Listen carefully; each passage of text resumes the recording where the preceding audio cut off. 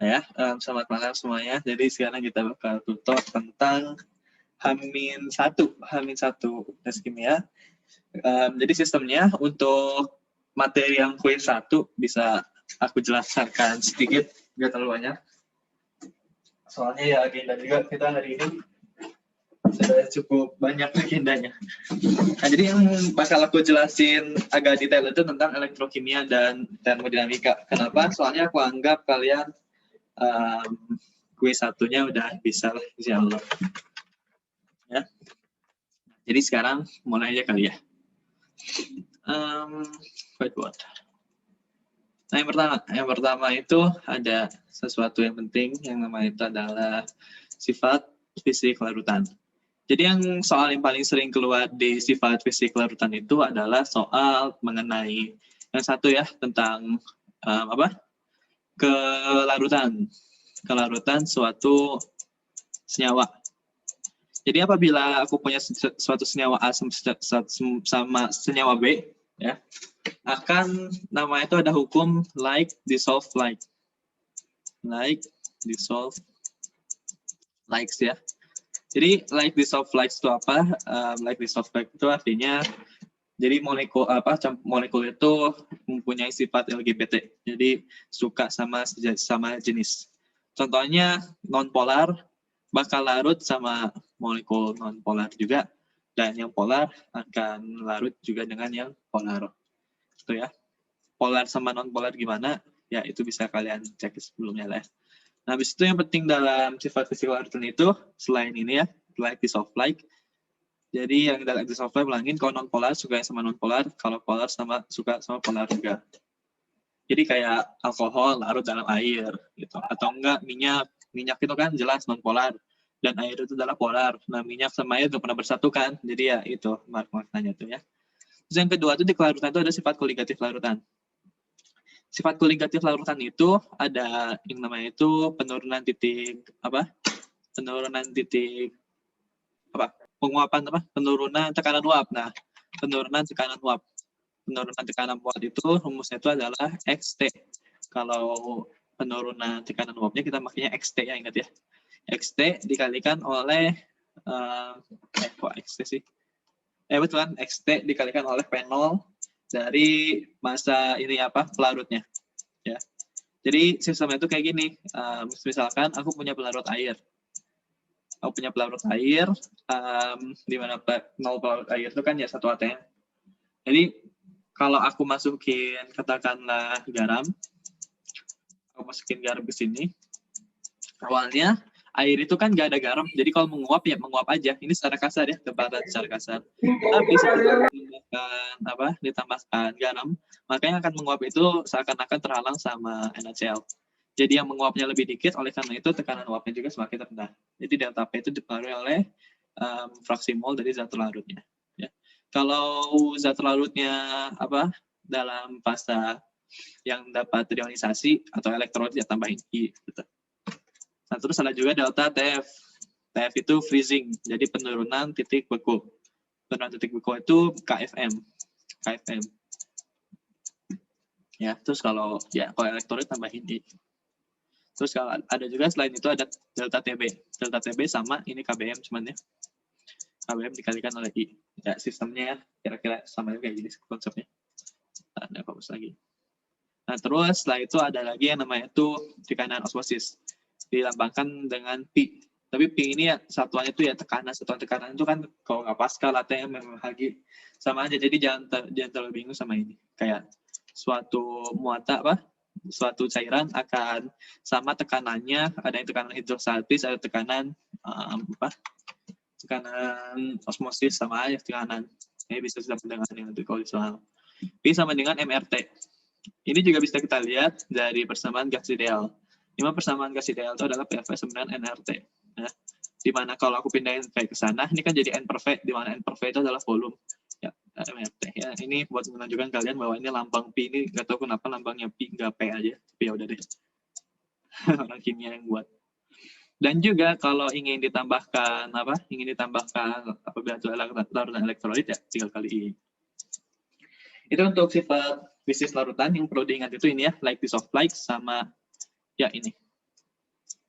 Pemanfaatannya kalau delta TF ini kayak kalau buat es nggak salah, buat es krim ditambahin garam sedikit supaya tekanan titik bekunya lebih rendah jadi lebih awet. Nah, kalau delta TB itu kalau ngegoreng singkong kalau nggak salah supaya lebih menggoreng daun singkong. Nggak tahu kan apa contohnya itu kalau biasanya itu terus ditambahin garam supaya titik-titiknya naik jadi makin cepat. Ya ini kalau P itu biasanya tuh dalam akar tumbuhan. Ini tentang bab pertama, sekilas info. Tentang bab kedua itu tentang kinetika. Kinetika itu intinya itu adalah persamaan laju reaksi ya. Yang pertama ini. Yang kedua itu adalah persamaan Nernst. KB ini ya, XC. Dan juga ada persamaan Nernst yang banyak rupanya. Persamaan Nernst itu contohnya, aku juga nggak tahu apa. Jadi kalian print aja si rangkuman yang ada di Teams ya, dirangkum, di print biar gampang nanti lihatnya. Soalnya kan kalau lihat di itu agak sulit kalau menurut aku. Selain persamaan laju reaksi, dan juga ada namanya itu hukum laju terintegrasi. Aku sini aja deh supaya lebih enak. Ya, sekalian. Jadi yang penting itu selain yang pertama itu ada ini persamaan laju reaksi. Habis itu yang penting itu ada ini hukum laju integrasi. Di hukum integrasi itu yang poin utamanya itu kesimpulannya itu ada di sini. Mana nih?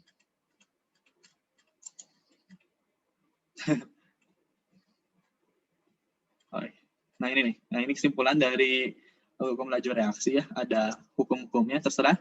Ini aku ingin menegangkan kalian bahwa kalian boleh menghafalkan rumus, kalian boleh menurunkan rumus. Kalau aku lebih prefer untuk menurunkan rumus. Dan ini juga waktu paruh, jadi mainan di waktu paruh kalau laju reaksi juga. Ya. Dan terus ini persamaan Nernst yang berpengaruh juga ini, K sama dengan PZ MART atau A MART. Dan juga ini ada persamaan yang paling penting, kepake di mana-mana. Jadi kalau kalian ada bau-bau ada energi aktivasi, ya most likely kita menggunakan rumus yang ini. Dan teori reaksi kimia juga ini penting sih, cuman not that important gitu. Dan yang paling penting ini nih, sering keluar juga tentang katalis. Katalis itu aku ulangin bahwa katalis itu dipakai di awal dan juga dihasilkan di akhir. Yang analogi yang sedang aku bilang itu bahwa katalis itu seperti tukang benerin toilet, di mana misalkan toilet kita rusak, kan kalau kita yang benerin sendiri kan bakal lama, soalnya kita tidak tahu menahu tentang toilet kan, jadi kita manggil tukang. Dalam analogi ini adalah katalis, dan apabila toilet kita sudah selesai diperbaiki kan, ya kalian tahu sendiri bahwa tukang memperbaiki toiletnya bakal keluar dari rumah kita, ya kan, mas aja stay di rumah kita habis toilet kita beres. Nah, itu juga analogi pesan sama si katalis. Dan juga ada namanya itu spesies intermediate, di mana spesies intermediate itu adalah suatu zat yang dihasilkan pada reaksi pertama langsung dimakan habis oleh reaksi berikutnya. Contoh di sini adalah iomin. Kita lihat di sini bahwa iomin itu dihasilkan pada reaksi pertama, lalu pada di reaksi kedua ini dimakan habis iominnya. Nah, itu yang penting. Sama ya itu paling untuk bab kinetika kimia. Dan selanjutnya untuk bab kesetimbangan. Bab kesetimbangan itu yang poin utamanya itu menurut aku adalah tentang hubungan Kp sama Kc.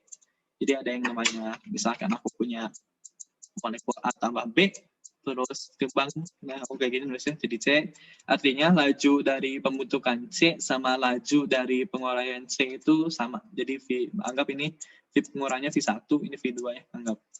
Ya, V1 sama dengan V2 gitu. Dan yang poin penting dalam teorinya itu adalah di mana secara makroskopik ya, secara makroskopik itu si reaksi ini tidak bereaksi, akan tetapi kalau kita dalam scale atomik itu ini reaksi itu dinamis itu tatu dinamis ini. Cuman karena si laju reaksinya sama, jadi ya kelihatan secara matanya itu ya diam-diam baik itu si reaksinya. Terus tentang keseimbangan kimia itu ada perbandingan QC sama Kp. QC sama Q sama K lah, Q sama K. C sama P ini mengikuti lah ya, sama aja. Jadi Q sama K itu biasa menentukan reaksi apakah jalan ke kanan atau jalan ke kiri. Karena kalian udah belajar termodinamika, aku spoiler dikit tentang termo di sini ya, dikit aja. Jadi termodinamika itu ada yang namanya itu delta G. Di mana delta G 0 itu rumusnya adalah RT ln Q per K. Nah, ini. Jadi kalian bisa ngapalinnya dari sini. Yang pertama, apabila Q-nya lebih besar daripada K, Q-nya lebih besar daripada K, artinya kan si spesi ini akan jadi positif kan? Ya, soalnya kan Q lebih besar daripada K. Jadi ini bakal lebih dari satu kan? Oleh karena itu, ini akan jadi positif. Nah, apabila delta G-nya 0, delta G 0 ini positif, artinya ini bakal geser ke kiri. Dan apabila Q kurang dari K, biasanya ini dulu sih Q kurang dari K. Ya, artinya geser ke kiri itu reaksi geser ke sini suatu saat. Dan Q itu, aku lupa ngejelasin, Q itu adalah pada suatu saat tertentu. Jadi misalkan QC. Jadi QC itu suatu tetapan konsentrasi pada suatu saat tertentu. Jadi ini C, katakanlah T lah ya. T dibagikan konsentrasi A, konsentrasi B pada situasi ke T. Ya. Kalau K itu adalah situasi saat di mana ini setimbang. Itu. Ya. Ini kalau Q-nya kurang dari K, maka geser Q lebih besar pada K, geser ke kiri. Karena delta Gibbs-nya itu adalah positif. Kalau delta Gibbs positif itu kita tahu bahwa itu geser ke kiri. Dan sekarang apabila itu masuknya prinsip Lesch-Delier ya. Itu juga poin penting di kesetimbangan. Tunggu. Sabar.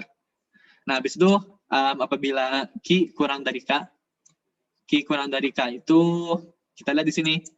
Kalau Q-nya lebih besar, lebih kecil daripada K, maka kan si spesi ini kan kurang dari 1 gitu. Kalau kurang dari 1, grafik ln itu ada di nilai negatif. Ya, berarti kalau delta G 0-nya negatif, maka reaksinya akan spontan. Kalau reaksinya spontan, berarti gesernya ke kanan. Kalau Q sama dengan K, ya setimbang. Sekarang prinsip Lesch-Delier. Nah,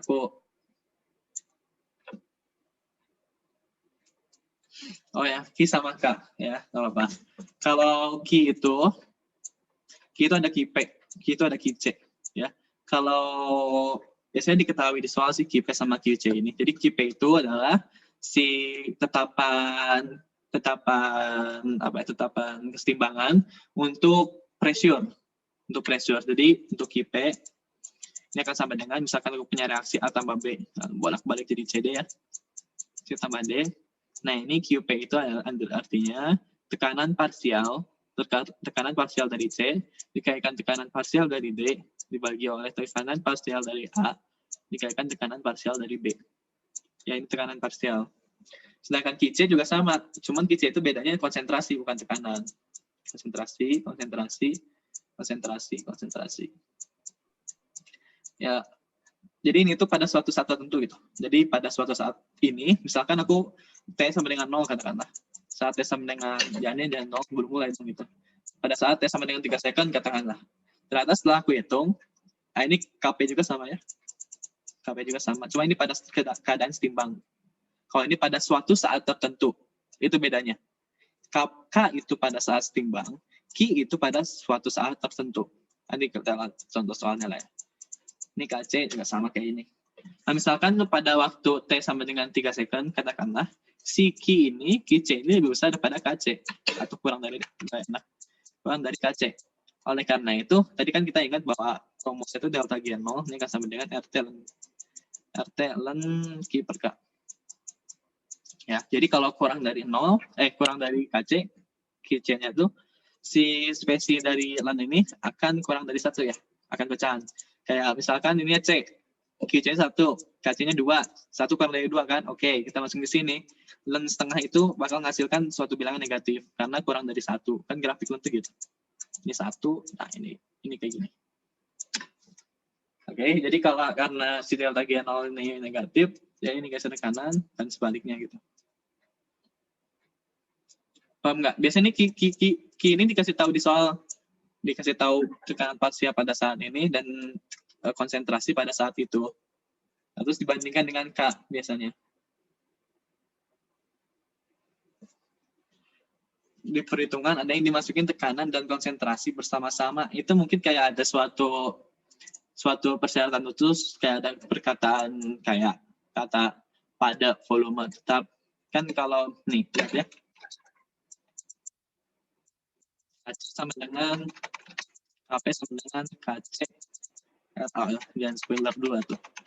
Kan KP itu kan kita tahu bahwa KP itu tekanan parsial dari A, kata-kata C yang tadi ya, tekanan parsial dari D.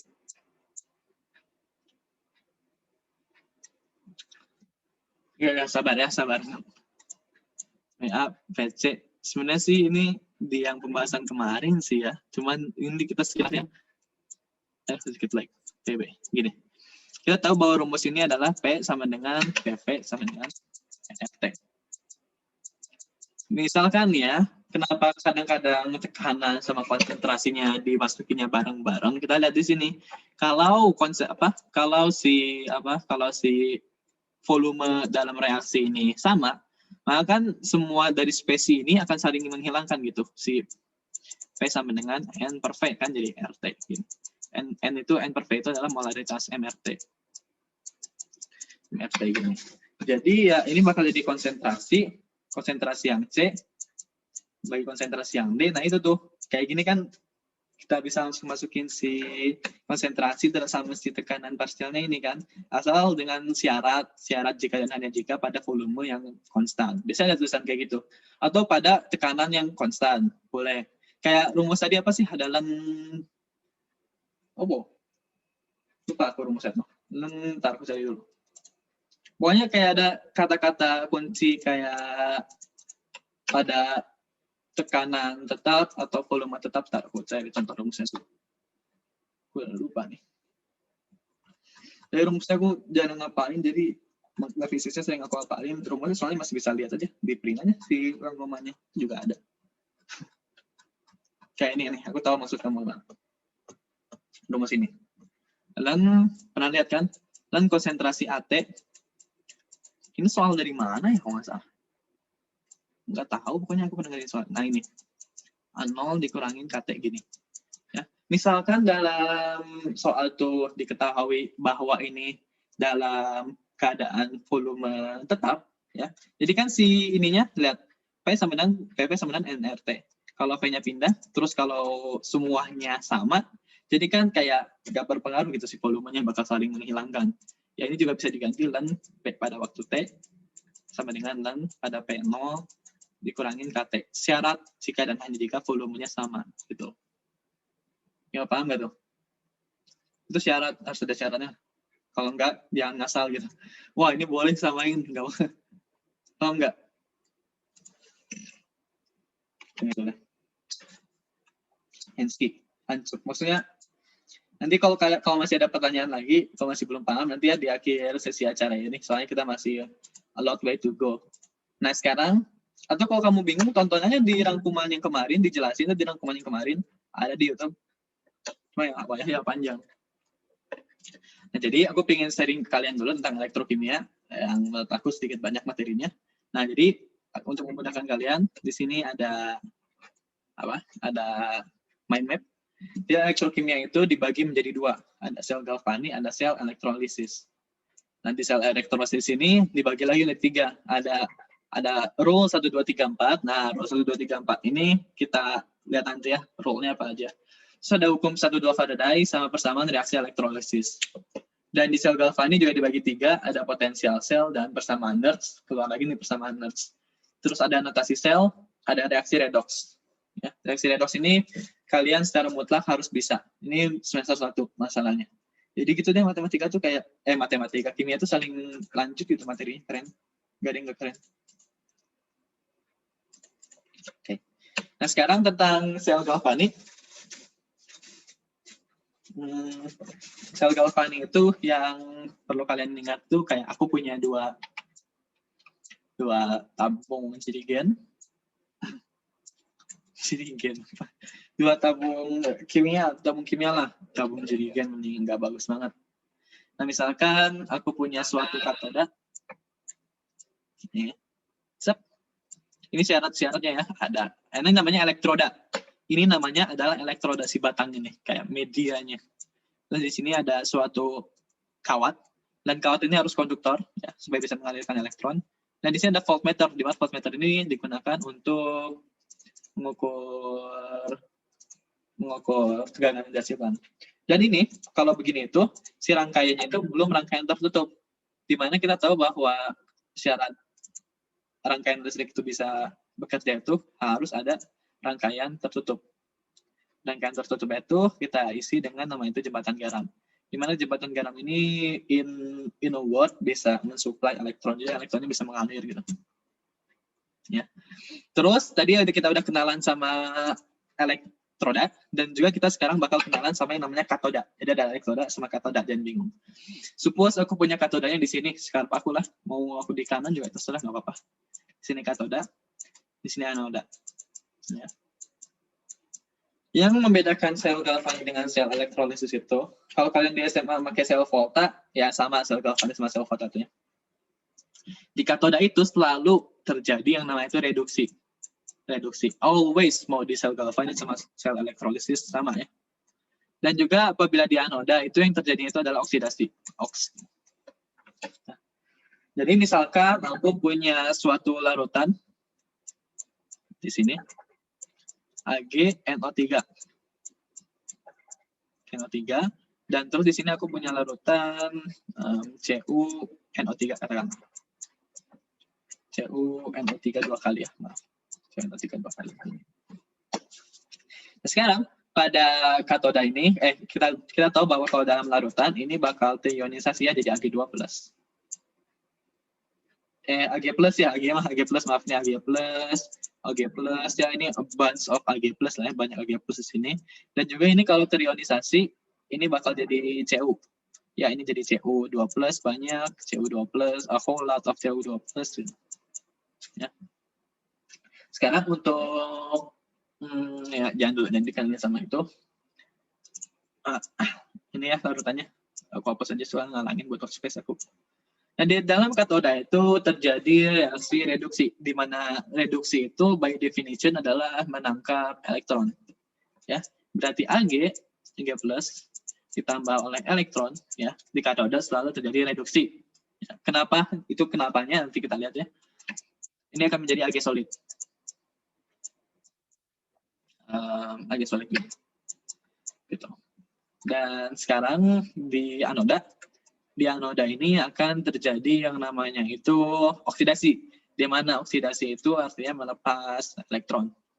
Ini jadi Cu2+, ini akan menjadi, ini Cu akan menjadi Cu2+ tambah 2 elektron. Ini kayaknya lebih enak pakai literally warna Cu deh di sini ya, supaya kelihatan. Cu itu copper ya, ini warnanya apa? Kuning. Bukan kuning sih. Kayak gini kan, copper. Cu itu tembaga, so tahu aku. Tembaga. Gitu kan warnanya. Ya, jadi ini akan terjadi reaksi oksidasi. Perhatikan di sini bahwa pada di anoda ya, ini reaksi pada anoda. Pada anoda ini si reaksinya menghasilkan elektron. Sedangkan di katoda reaksi ini harus menangkap elektron. Oleh karena itu di dalam sel ini terjadi pergerakan elektron. Di sini elektronnya, berarti elektronnya gerak dari yang ngasih ke sini kan. Elektron gerak dari didu ke sini kan geraknya. Berarti elektronnya bakal ngarirnya lewat sini. Ini elektronnya, elektron. Oleh karena itu kalau elektron ke kiri, maka arusnya seperti kita tahu di fisika, arus itu selalu melawan gerak dari elektron. Arusnya adalah ke kanan. Jadi karena arus yang ngalirnya ke kanan, kita tahu bahwa arus itu mengalir dari yang potensialnya tinggi ke potensial rendah. Oleh karena itu katoda itu bermuatan positif dan anoda itu bermuatan negatif.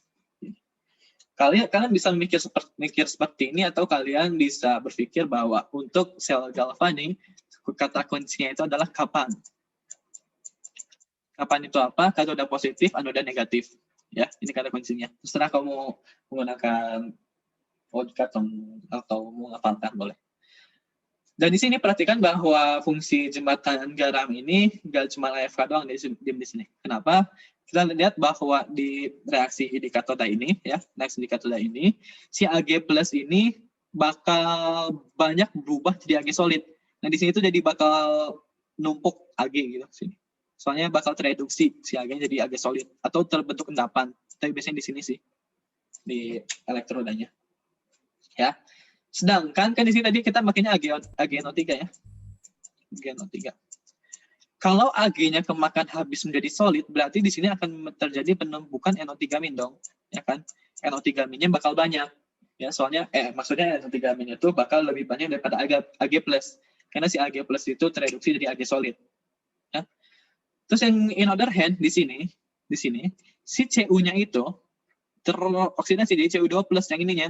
Si abang ini bakal jadi terkorosi, terkikis, maksudnya terkikis menjadi Cu2+ tambah 2 elektron. Nah, di sini karena ini kan tadi CuNO3 tadi kita pakai ya. CuNO3 2 kali. 3 kali. Berarti sini juga ada ion NO3 NO3-. Ya. Jadi di sini kita lihat bahwa si Cu2+ makin banyak ya, Cu2+ makin banyak. Nah, di sini NO3+-nya NO3-nya lebih banyak juga. Nah, oleh karena itu dari jembatan garam ini, si jembatan garam ini bakal mensuplai muatan positif ke sini dan si jembatan garam ini akan mensuplai muatan negatif ke sini. Ya, jadi si jembatan garam ini mensuplai supaya tidak terjadi penumpukan ion positif dan negatif. Soalnya kenapa nanti lama-lamanya kalau positif sama negatif itu lama-lama si sel ini bakal dalam keadaan setimbang. In other way, bahwa nanti kita belajar bahwa apabila dalam keadaan setimbang, oh astaga ya Allah, aku ini belum upload yang PRD ya. Ya aku udah jadi kok itu PRD. Maaf. Ada tentu. Self water sama salah elektrolisis perhitungannya beda. Literally beda ya, Dara. Kita belajar bareng-bareng. Jadi kan ada yang mana? Oh ini ya, jadi jembatan garam itu untuk biar nggak terjadi penumpukan. Dan untuk sel galvanik, makanya kapan ya ada positif, ada negatif, aliran elektronnya bisa kalian lihat sini. Nah di sini juga ada sesuatu yang penting adalah rotasi sel. Di mana rotasi sel itu bisa aku bilang sub anoda, reaksi yang terjadi di anoda, dan reaksi yang terjadi di katoda. Cara ingatnya itu huruf A itu lebih dulu daripada huruf K. Ya, jadi A di sebelah kiri, K di sebelah kanan. Itu waktu SMP, SMA gitu ya. Nah, jadi misalkan yang tadi, reaksi yang tadi ya, kita masih lanjut, bahwa tadi itu reaksi reduksinya itu adalah Ag+, ditambahkan oleh elektron, menjadi Ag solid. Dan juga ada Cu, oksidasi di Cu2+, tambah 2 elektron ini. Cara menulis notasi selnya adalah yang pertama adalah reaksi yang di anoda dulu. Anoda, maaf. Reaksi yang di anoda itu adalah Cu menjadi Cu2+. Jadi cara menulisnya adalah Cu garis 1 Cu2+. Sedangkan yang di sini itu ada katoda. Katoda itu nulisnya itu pertama si Ag+-nya dulu. Ag+ menjadi Ag solid. Ya ini mah supaya memudahkan notasi sih memahaminya daripada kita nulis reaksi redoksnya lama kan. Gini. Ya. Jadi ya, bisa dikatakan bahwa ini jembatan garam. Bisa dikatakan bahwa si ionnya itu selalu nempel dengan jembatan garam. Terus yang sebelah kiri itu anoda, sebelah kanan adalah katoda.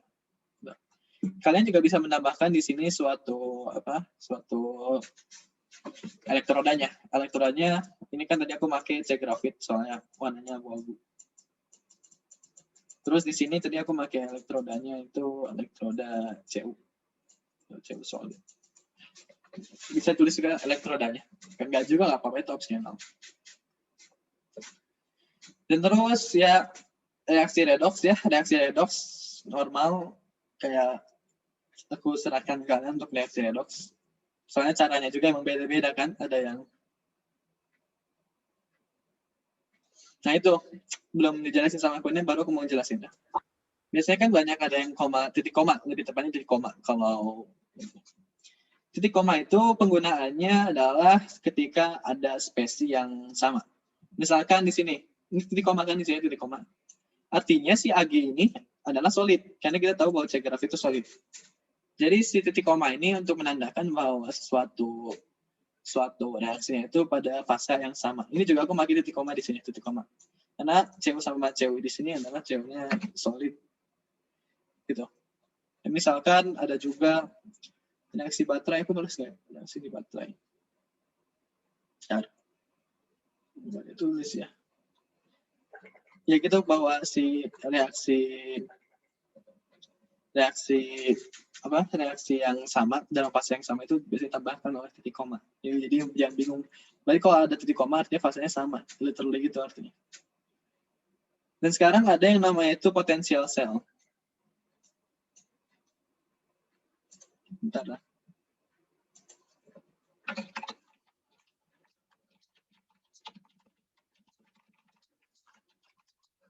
Nah, jadi apa? Ada potential cell. Potential cell. Potential cell itu apabila dalam keadaan standar itu selalu ditandain dengan E0. Kan ada E, ada N0, ya, jadi kalian jangan bingung. Dan juga ada sel, elektrosel. Jadi sel itu tadi, nah segini itu, segini itu namanya sel nih. Segini namanya sel, ya, jadi jangan bingung. Segini itu namanya sel semuanya dalam satu paket. Ini akan sama dengan N0 reduksi dulu, reduksi atau katoda mau reduksi sama aja lah ya, katoda aja deh. Katoda dikurangin N0 dari anoda. Atau kalau kalian lebih suka notasi pakai katoda sama reduksi kurang oksidasi ya silakan. Pokoknya N0 yang ada di katoda dikurangi N0 yang ada di anoda. Gitu. Sekarang apabila situasinya adalah N0 selnya itu lebih dari 0, maka ini akan spontan.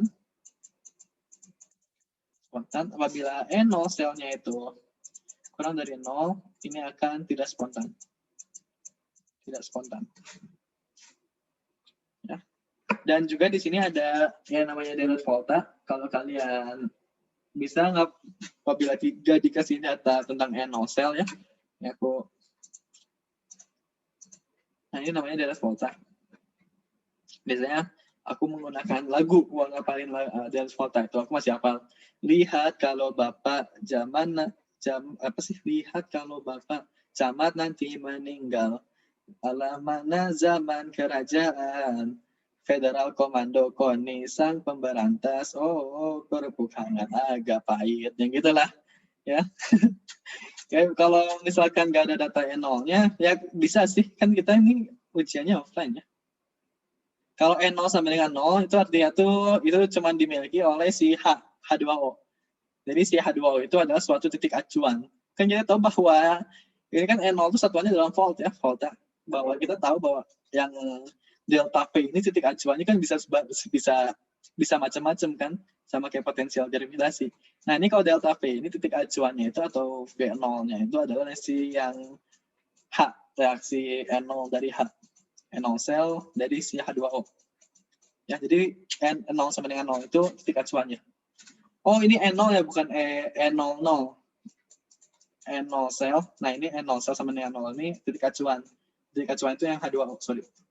Dan apabila kalau S-cell nanti ada pada keadaan tidak standar, S-cell, apabila S-cell sama dengan 0 artinya baterai kamu udah habis. Jadi potensial yang ada di baterai kamu udah habis. Nanti kita bahas ini ya. Soalnya buat ya komentar aja. Terus oke, sekarang ada yang namanya itu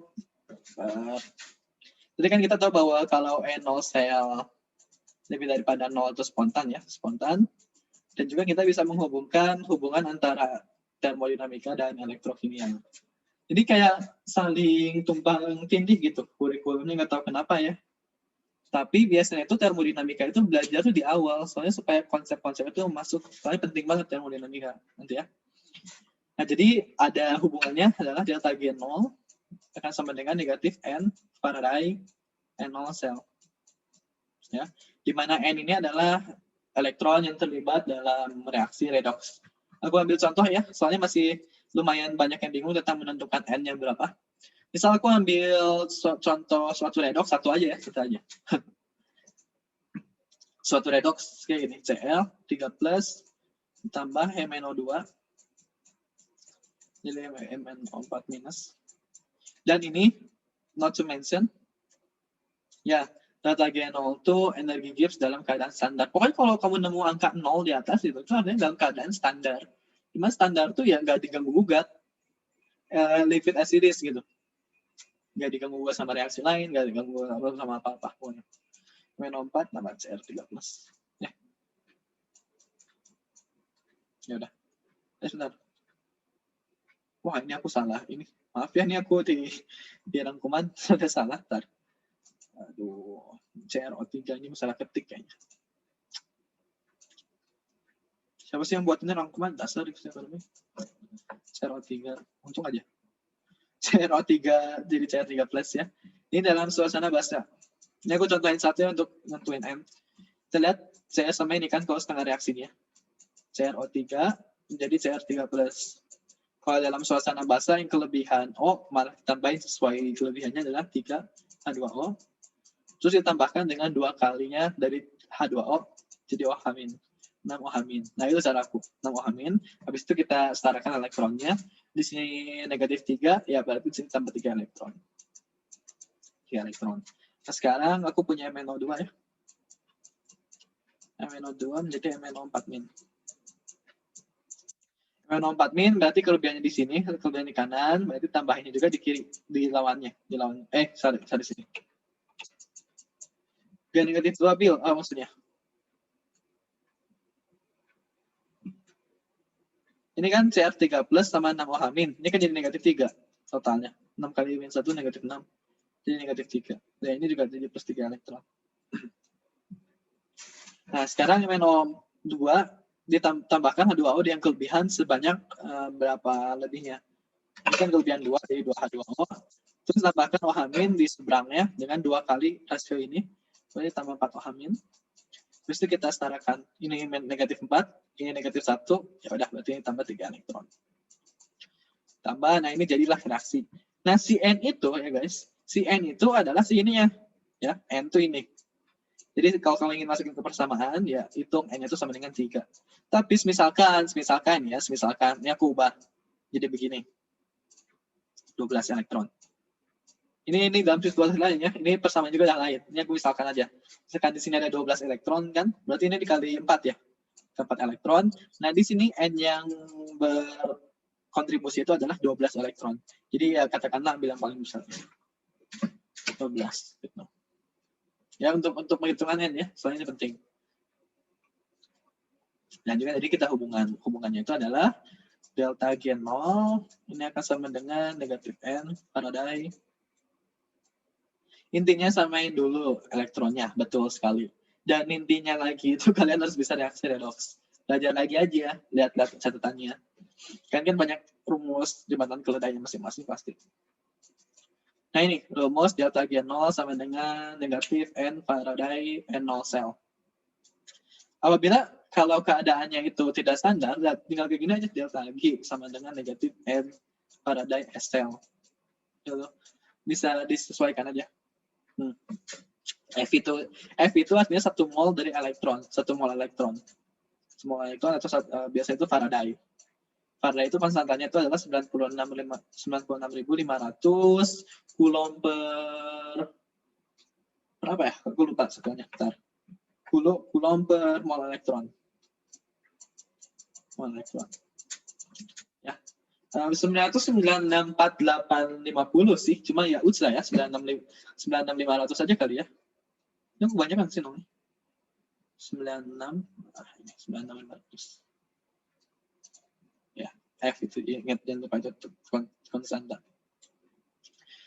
Dan juga kita tahu bahwa kita punya rumus juga delta G0 yang tadi ya, delta G0 adalah sebenarnya negatif RT ln K.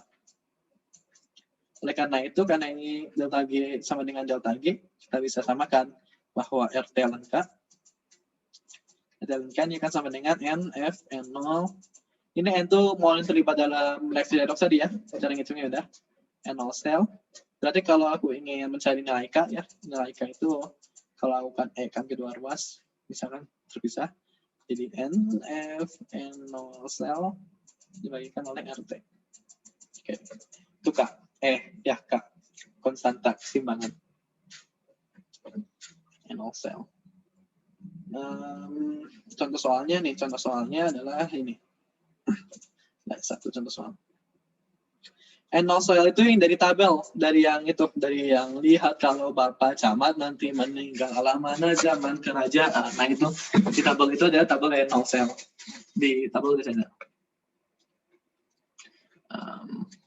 NO cell itu tadi NO cell, NO cell itu ada NO reduksi dikurangin NO oksidasi. Tadi aku ini dulu, skill 2. Nah ini contoh soalnya ya. Ya, bahas soal makanya aku buru-buru, nanti bakal ada bahas soal, dan itu main eventnya. Ini dikit lagi kok. Nah, ini contohnya itu adalah CR2O72- tambah MnO2. Nah, ini N0-nya itu adalah 0,365 volt dari reaksi ini. Room temperature. Aku ingin mencari nilai K-nya. Ya, tinggal dimasukin lah E pangkat NFN0 per RT. Sama dengan eksponennya, eksponen itu E pangkat ya. E pangkat sekian. Nah, ini elektron yang terlibat di sini adalah 6, kalau kamu hitung reaksi redoksnya dengan setengah reaksi, 96500, 0,365, dan R ini 8,314, hati-hati ya. Di sini kita makanya R-nya 8,314. Terus dikalikan oleh 298,15, sama dengan ya sekian itu ini. Dan juga dari persamaan Nernst itu ada namanya persamaan ini, delta G sama dengan delta G0. Jadi delta G ini delta G pada suatu saat tertentu, pada suatu saat Q. Ya, jadi ini spesial pada suatu saat itu. Dan kita tahu bahwa tadi rumusnya itu kalau delta G, nih dari sini, delta G0 itu kan sama dengan negatif NFN0 cell. Kalau dalam keadaan tidak standar, tinggal hilang aja N0-nya. Jadi delta G sama dengan negatif NF SL. Ya, kita substitusi ke sini, dan didapatkan rumus penting ini. Terus penting yaitu E sama dengan N0 cell min RT NF dan Q. Ini tuh apa? Adalah rumus untuk menghitung durasi baterai kita. Jadi apabila E-nya ini akan sama dengan 0 atau pada saat sumbu RT NF dan Q-nya itu sama dengan SL, N0 cell, maka baterai kita akan habis. Ya, ini grafik antara baterai sama Q dalam skala logaritmik. Pada saat di sini baterai udah habis. Ya. Ini apa nih? Cara menghitung SL dari persamaan. Oh, ini soalnya. Nah, ini soalnya itu adalah diketahui nilai reduksi, NO reduksi dari, nah ini yang kalian harus hati-hati ya, harus hati-hati kan. NO reduksi dari IL3 plus sama NO reduksi dari ZN2 plus adalah negatif 0,703. Nah, ini adalah persamaan apa? Persamaan bukan persamaan apa? Notasi sel. Nah, kamu juga notasi sel bisa dituliskan si molaritasnya di sini. Berapa molaritasnya? Boleh tulisin. Persamaan redoksnya itu adalah volt atau NO cell gitu. Dan ini apa? 2L, ini persamaan redoksnya kalau kalian hitung 2L tambah 3ZN plus, ini berapa? Sebenarnya 6. Ini aku contohin satu nih ya. Contoh satu lagi untuk menghitung N-nya. Barangkali ini masih bingung. Ya, L. Yang terreduksi itu berarti NO reduksinya yang lebih besar. Kita tahu bahwa ini NO reduksinya lebih besar kan? Ya. Jadi yang NO reduksinya lebih besar, maka itu akan tereduksi. Ini kan negatif, jadi yang lebih kecil itu lebih besar. Ya, jadi yang tereduksi itu adalah si ZN2+. Ya, berarti IL-nya itu teroksidasi. Jadi IL3+, tambahkan 3 elektron. Ini akan menjadi apa? IL salib tereduksi. Dan juga sekarang yang teroksidasi adalah si ZN, tereduksi. Salah, yang tereduksinya ZN. Maaf, ini kok aneh juga. Biasanya logam itu jarang banget tereduksi. Kecuali emas gitu. Kalau emas boleh tereduksi. Jadi kalau logam itu cenderung teroksidasi. Nah itu bahaya. Pertanyaan bagus itu bahaya. Pertanyaan bagus itu bahaya. Jadi kalau gak usah balik-balik deh, gak usah aneh-aneh. Akan tetapi kamu selalu menghitungnya itu adalah NO reduksi yang besar. NO reduksi yang lebih besar dikurangin oleh NO reduksi yang lebih kecil ini. Kalau kamu nggak mau balik-balik dan mau langsung cemplungin nilainya, gitu. Jadi pertama kita tinjau dulu yang reduksi yang mana. Ya udah kita langsung masukin aja, kan kita tahu bahwa yang akan mengalami reduksi itu yang E0 reduksinya lebih besar. Jadi Zn itu lebih besar kan, jadi E0 sel. E0 sel itu akan sama dengan E0 dari Zn2 plus ini dikurangin E0 dari Al3 plus, jadi itu. Gitu. Jadi nggak usah diganti-ganti tanda, langsung aja asal kamu tahu sih yang mengalami reduksi sama oksidasinya yang mana. Dan dilihat juga, bisa dilihat dari yang reduksi itu yang lebih besar, pokoknya yang lebih besar. Gitu. Paham ya? Jadi nggak usah ubah ganti tanda. Bingung nanti, aku juga bingung, sumpah. Tapi emang nggak dibalik. Ini kita lihat ya. Di sini yang reduksi itu adalah si Zn2 plusnya. Dan si Al3 plus ini teroksidasi. Ini akan menjadi Al3 plus tambah 3 elektron. Kalau reduksinya yang kecil berarti tidak spontan. Yes, indeed, betul. Dan sekarang ini aku punya Zn2 plus, tadi yang reduksi tambah 2 elektron. Jadi Zn solid. Nah, di sini kita lihat, kan ini 2 elektron, 3 elektron. Berarti kalau disamain ini kali 2, ini kali 3. Ini N kan jadi 6 elektron. Nah, ini si 6 elektron ini masukin N-nya sama dengan 6. Tuh. Ya, tinggal masukin QC. Ya, ini kayaknya berarti lagi QC ya, soalnya nggak ada data tentang P-nya. Sama sistemnya. Ini kan solid, satunya solid. Ini juga solid. Ini aki. Ya, jadi yang dimasukin itu yang akinya dong. Jangan lupa koefisiennya kuadrat. Dapat deh, hasilnya adalah 0,94476. Ya, aplikasi mah bisa kalian baca sendiri ya.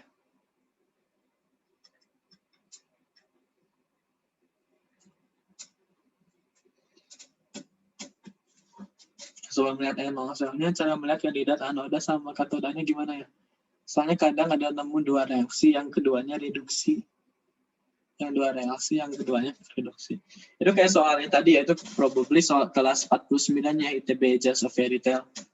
Sebenarnya aku juga masih rada bingung sih soal yang itu.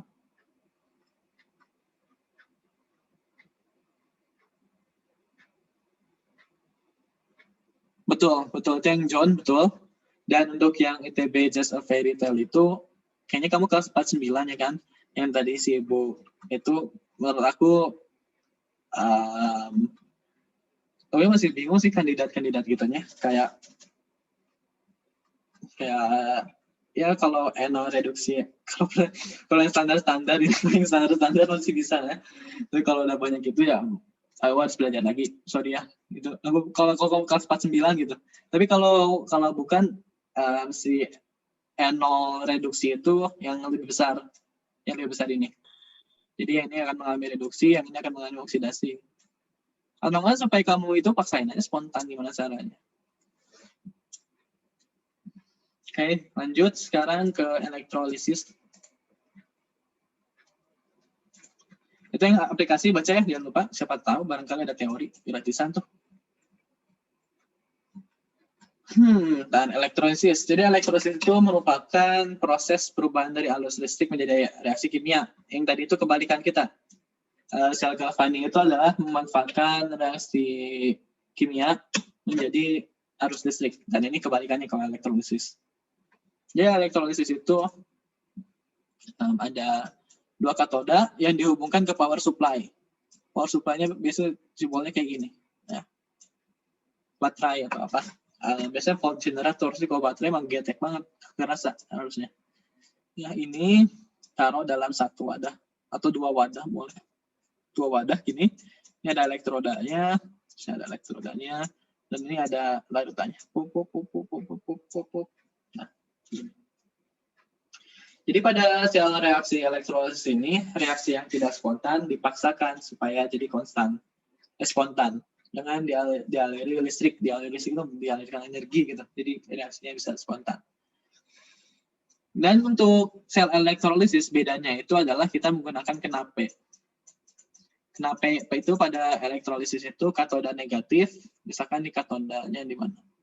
Ada katodanya negatif, anodanya positif katoda negatif, anoda positif. Ingatnya kenapa? Gitu. Ya. Ini perbedaan secara umum tentang ini sel elektrolit sama sel galvanik. Ya. Nah sekarang ada 4 rule.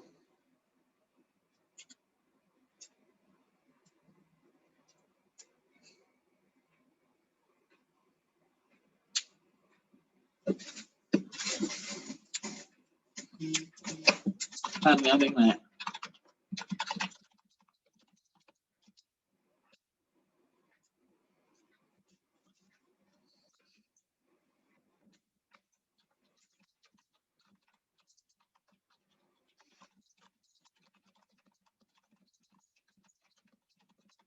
Oke, lanjut ya.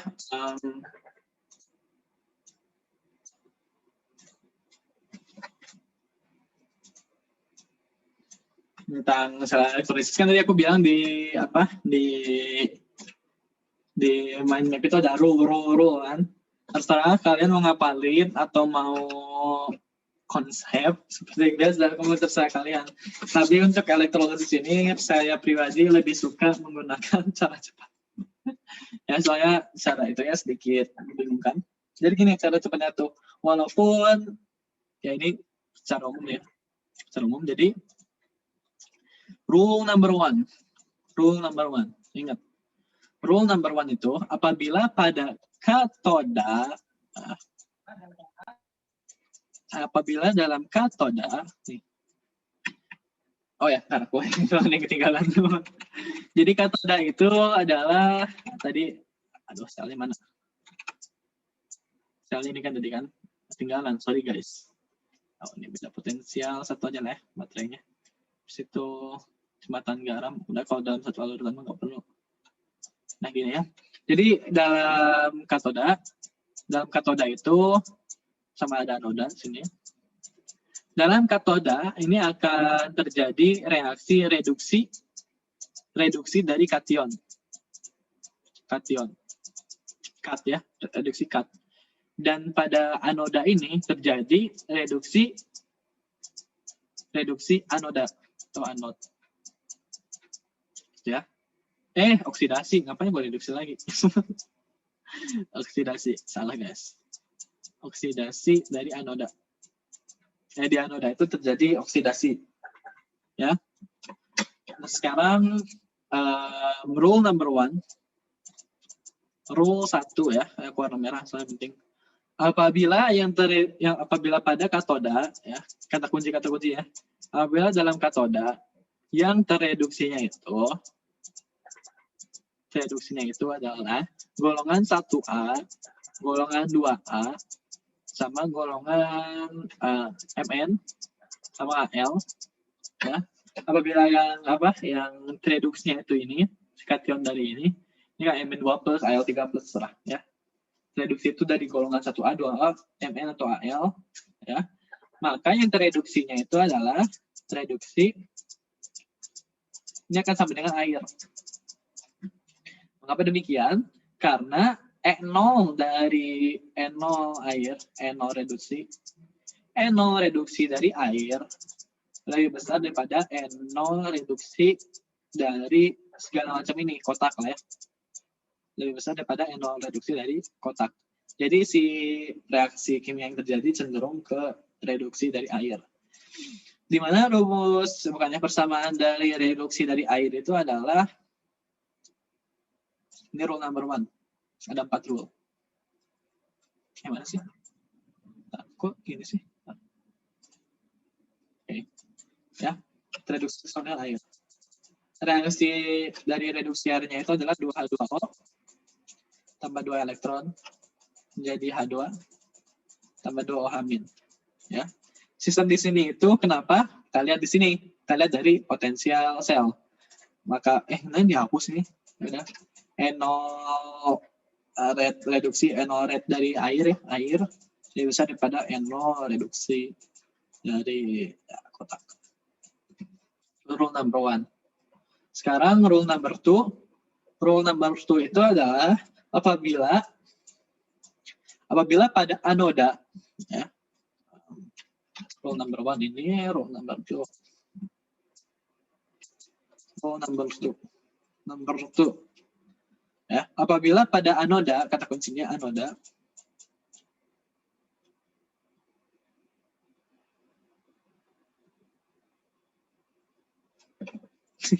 ya, jadi ya gitu lah. Ya, ini rumus syarat sebetulnya lah ya. Syarat kecepatan gitu lah ya.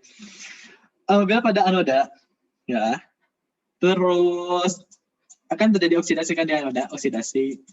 Dan apabila yang teroksidasinya itu adalah anion dari spesies yang mengandung O, dari spesies yang mengandung O, sekarang pokoknya mau H2 mau PO432-, mau SO42-, mau apa lagi yang bisa aku pikirin? CO32-, PO42-, segala pokoknya ada O-nya ya, ada O-nya. Maka yang teroksidasi itu akan air. Ya. Ini juga hubungannya tentang enol red. Ya, ini kebalikannya enol. Si air ini lebih mantap teroksidasi gitu. Lebih bagus, lebih keren, lebih kece. Apa coba? Gitu. Ya, jadi rumus dari oksidasi air itu bukan rumus persamaan.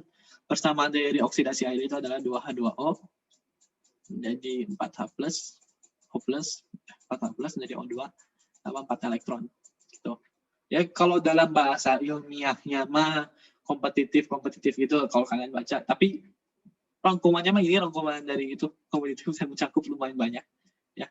Jadi kalau kata udah aku ulangin lagi rule number 1 sama rule number 2, bahwa rule number 1 apabila pada katoda, kita tahu bahwa katoda itu terjadi reduksi, dan yang tereduksi itu adalah kation yang dari golongan 1A, 2A atau NaNl, maka yang tereduksinya itu adalah air ya. Persamaan reduksi dari air itu adalah dengan demikian. Ini dapatnya dari mana ya? Ini bukan asal-asal dapatnya. Ini dapatnya itu dari percobaan. Jadi pada percobaan itu kalau ditambahin fenolftalin itu bakal berubah warna menjadi basah. Soalnya kan muncul amin. Nah sekarang rule number 2 itu adalah apabila di anoda terjadi oksidasi dari anion yang mengandung spesies O, sekarang spesies O mau apa aja? PO43-, boleh. PO43-, terus apa lagi? SO42-, boleh. Terus apa lagi? CO32-, boleh. Nah gini kan ada O. Nah di sini yang teroksidasi itu adalah air. Ya, N2H2O 4H+ tambah 4 elektron. Rule number 1, rule number 2. Bila itu H2O yang teroksidasi karena oksidasinya lebih kecil atau lebih besar daripada anion. Kalau kita lihat E0 oksidasinya lebih besar daripada anionnya.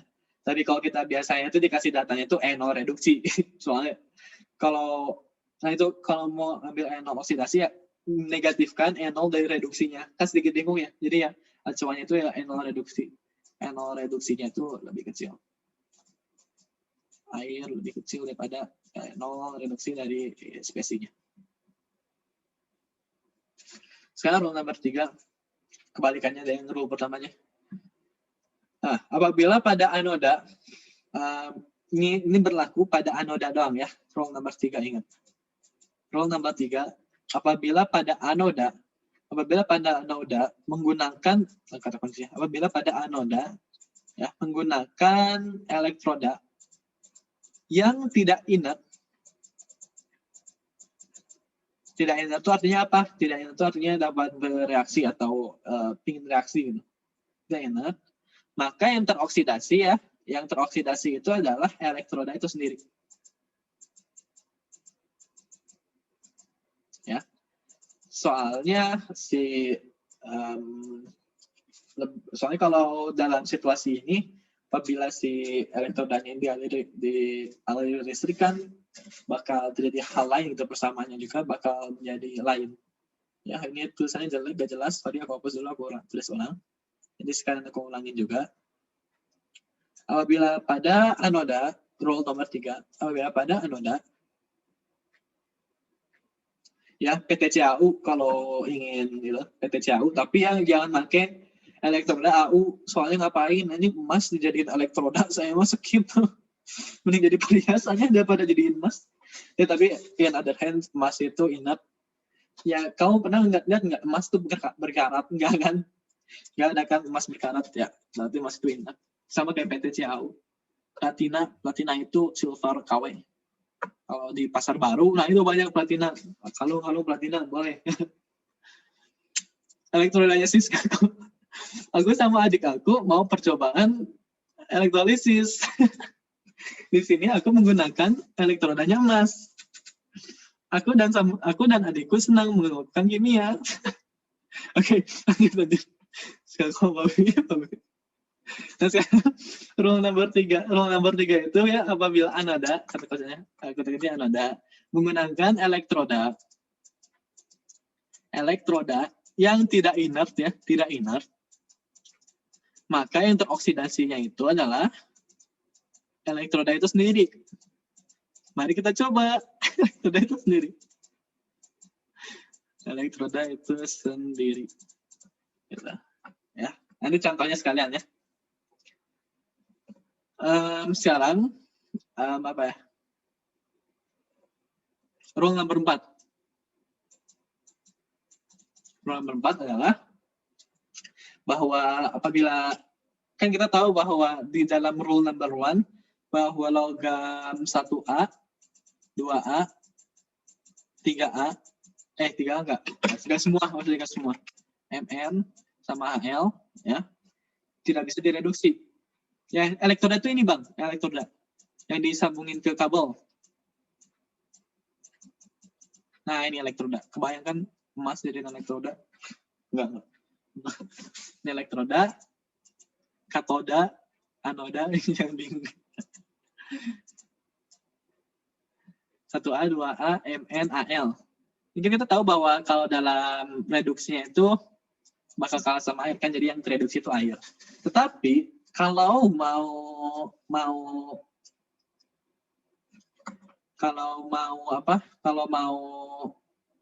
yang tereduksinya itu adalah 1A, 2A, Mn atau Al, atau biasa itu disebut itu pemurnian dari aluminium, dari bauksit, kan bauksit itu pengotor. Aluminium cuma ada pengotornya. Nanti kita jelasin, soalnya kan ini berhubungan dengan metalurgi. Aku jelasin secara spesifik yang itu.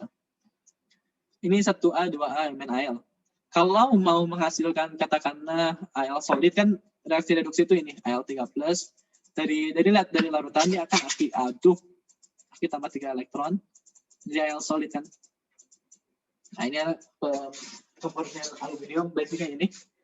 Nah, jadi kalau kita ingin membentuk ini, nah kita tuh nggak bisa menggunakan campurannya, tapi kita menggunakan lelehan, ya. Jadi apabila kata kuncinya itu ini lelehan. Apabila 1A, 2A, MnAl-nya itu adalah menggunakan lelehannya, terus kita elektrolisis, maka yang tereduksinya itu adalah si ininya sendiri. Jadi boleh kalau lelehan.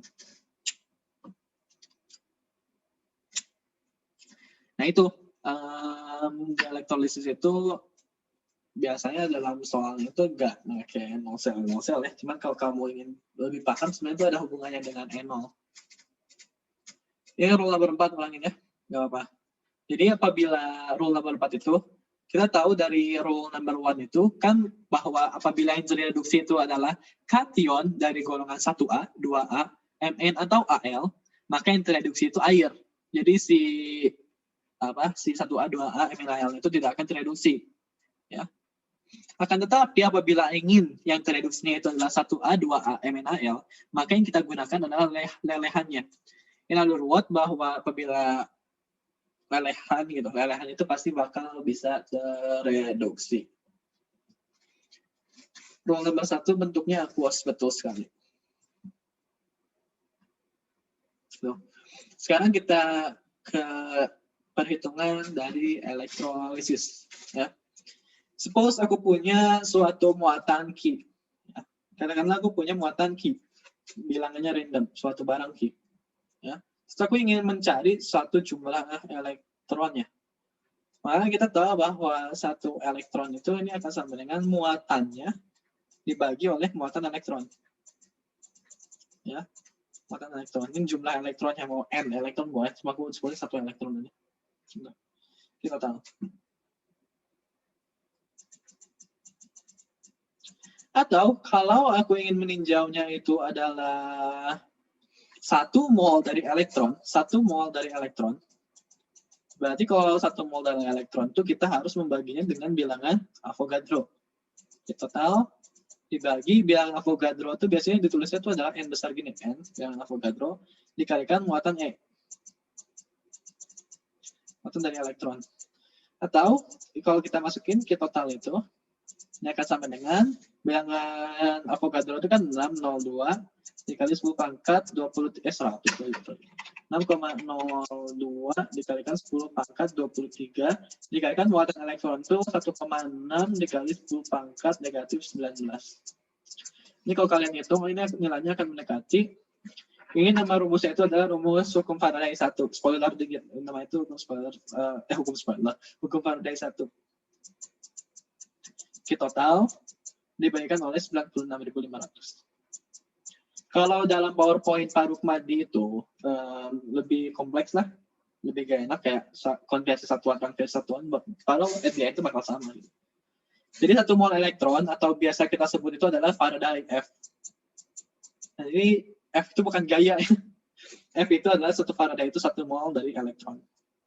Ki total dibagi 96.500 atau kita tahu bahwa I itu sama dengan dq per dt. Banyaknya muatan per satuan waktu. Atau kita bisa lihat Q itu sama dengan I kali T lah ya. Karena ini total, kita lakukan integrasi, udah standar. Ini menjadi IT dikalikan oleh 96.500. Ya. IT kali 96.500. Ini F, aku gak mau, gimana? Udah F aja lah ya. Ini F itu kalian ingat, satu mol E. Semua elektron. Tapi kalian bingung kok ada gaya di sini bab elektrolisis tiba-tiba ada gaya pusing kepala kan cenat-cenut pas mau tidur.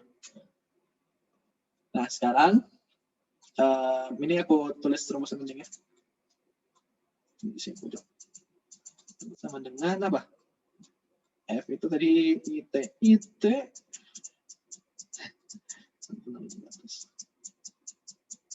Sekarang tinjau reduksi dari Na plus sama Mg2 plus ya. Pertama tinjau dari Na plus. Kita tahu bahwa sistem reduksi itu adalah Na plus tambah elektron menjadi Na solid lah ya. Bila ininya adalah X mol elektron, aku lebih prefer pakai 96.500. 96.500. 96.500. 1 mol ini. X mol, maka ini juga kan karena sama-sama satu koefisiennya ini maka jadi X mol juga kan. X mol juga. Berarti kalau kayak gitu gram dari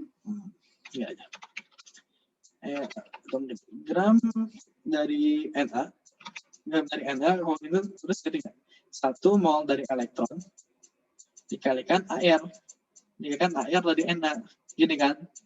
Atau gram per AR dari Na kan mol AR sama dengan mol Na ini kan sebenarnya mol elektron kan sama-sama X itu. Koefisiennya 1. Sekarang tinjau Mg2+. Sekarang Mg2+ ditambah 2 elektron kan sekarang. Ini kan menjadi Mg solid. Ya.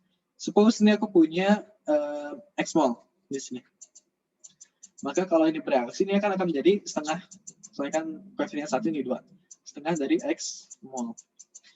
Atau gram dari Mg, ya samain kayak tadi, supaya kelihatan polanya. Ini akan sama dengan 1/2 dari mol elektron dikalikan AR. Ya. Atau kita ambil secara umum, ya, gram secara umum, ini akan sama dengan 1/N dari mol elektron, ya, dari mol elektron dikalikan oleh AR, ya kan? AR dari spesies itu tersebut. Aku AR-nya boleh pindah ke depannya supaya lebih rapi. AR. Dimana kita tahu bahwa 1 mol elektron itu ini nilainya. Ini akan sama dengan AR/N dikalikan oleh IT dibagikan oleh 96.500. Dan ini yang dinamakan adalah hukum pertama Faraday. Atau ini AR/N itu biasanya itu bisa kita lihat ini akan sama dengan EIT per 96.500. Nah ini adalah hukum Faraday pertama. Hukum Faraday pertama. Ulangi, N itu adalah jumlah mol yang terlibat dalam reaksi. Dan dilihat itu dengan reaksi redoksnya itu. Ya, jangan lupa. Jadi penting. Dan airnya juga air dari spesies tersebut. Tuh. Ya. Ini hukum Faraday pertama. Nah, sekarang tinjau apabila si reaksi dilakukan pada mesin yang sama dan dilakukan pada waktu yang sama. Ya, jadi mesinnya dilakukan pada reaksinya dilakukan pada spesies apanya? Itu mol senyawanya atau mol elektronnya? Yang mana? Yang N ini? Yang ini nih. Yang N itu adalah mol dari elektronnya. Ngitungnya sama kayak tadi. Kayak sama redoksnya dibikin dulu redoksnya. Elektronnya berapa? Ya masukin aja. Sekarang tinjau bahwa ini dilakukan pada, ini gram tuh bisa aku ubah jadi W ya. W itu berat, bukan usaha. Atau kalian maksudnya mau W atau BR boleh lah. Terserah. Tinjau apabila aku melakukan pada mesin yang sama dan waktu yang sama. Berarti spesies perbandingan W1 sama W2, berarti kan spesies yang ini sama gitu. Karena mesinnya sama, ini harus bisa. Waktunya sama. Berarti kan kalau yang membandingkan spesies 1 sama spesies 2 yang bereaksi kan, ini sama semua, jadi tinggal ini. Jadi W1 dibagi oleh W2, ini akan sama dengan EIT, wah, tulis lagi deh, yaitu 96K, 900, diberikan oleh EIT dibagi oleh 500. Apabila aku melakukan percobaan ini dalam mesin yang sama dan waktu yang sama, maka didapat perbandingan ini coret kan. Dan yang akan sama dengan S1 dibagikan oleh E2. Di mana S1 itu akan sama dengan air 1 dibagi oleh N1 dibagikan oleh air 2 dibagi oleh N2. Gitu. Ya, nilai ini namanya itu W1 bagi W2. Akan sama dengan air 1 bagi N1 bagikan oleh air 2 N2. Nah, ini hukum Faraday 2. Kenapa tuh? Kalau perbandingan mol ion sama mol elektronnya 2/3. H itu hukum Faraday pertama. Hukum Faraday pertama, ini hukum Faraday kedua. Kalau perbandingan mol ion, bukan massa elektron. Massa elektron kan? Bukan kayak air per N, apa ya namanya? Nggak tahu, air per N. Air itu mungkin gram per mol ya. Gram per mol dikatakan jumlah banyaknya elektron, gram per mol elektron, bukan massa elektron. Jadi itu air per N. N-nya itu kita lihat dari reaksi redoksnya. Oke, itu hukum 2. Ya, hukum 2 ini. Apa namanya itu? Faraday. Oke, sekarang beres sampai hukum kedua Faraday. Nah, ini aku ingin kalian latihan dulu tentang rule. Soalnya nanti penting banget. Rule 1, 2, 3, 4. Nah, perhatikan nih. Tuliskan persamaan elektrolisis pada larutan. Nah, itu penting banget. Larutan NaCl dengan elektroda C grafit. Nah, berarti kalau elektrodanya C grafit, bukan E sama dengan 2,18. Bukan ya. Nah, sekarang kita lihat dulu sistem cara kerjanya itu adalah, kita lihat ionisasi dulu. NaCl itu menjadi Na+ tambah Cl-. Kenapa? Sekarang kita lihat bahwa Na itu kan golongan satuan. Menurut rule nomor 1 itu bahwa reduksinya akan air dan bersamaan reduksiannya itu adalah ini. Dan sekarang reaksi di anodanya, sekarang kita lihat di sini ada spesies O enggak? Kagak ada kan, kagak ada spesies O, berarti yang teroksidasinya itu adalah Cl itu sendiri. Jadi Cl2 Cl-, Cl2 tambah 2 elektron. Elektroda inert itu PTCAU.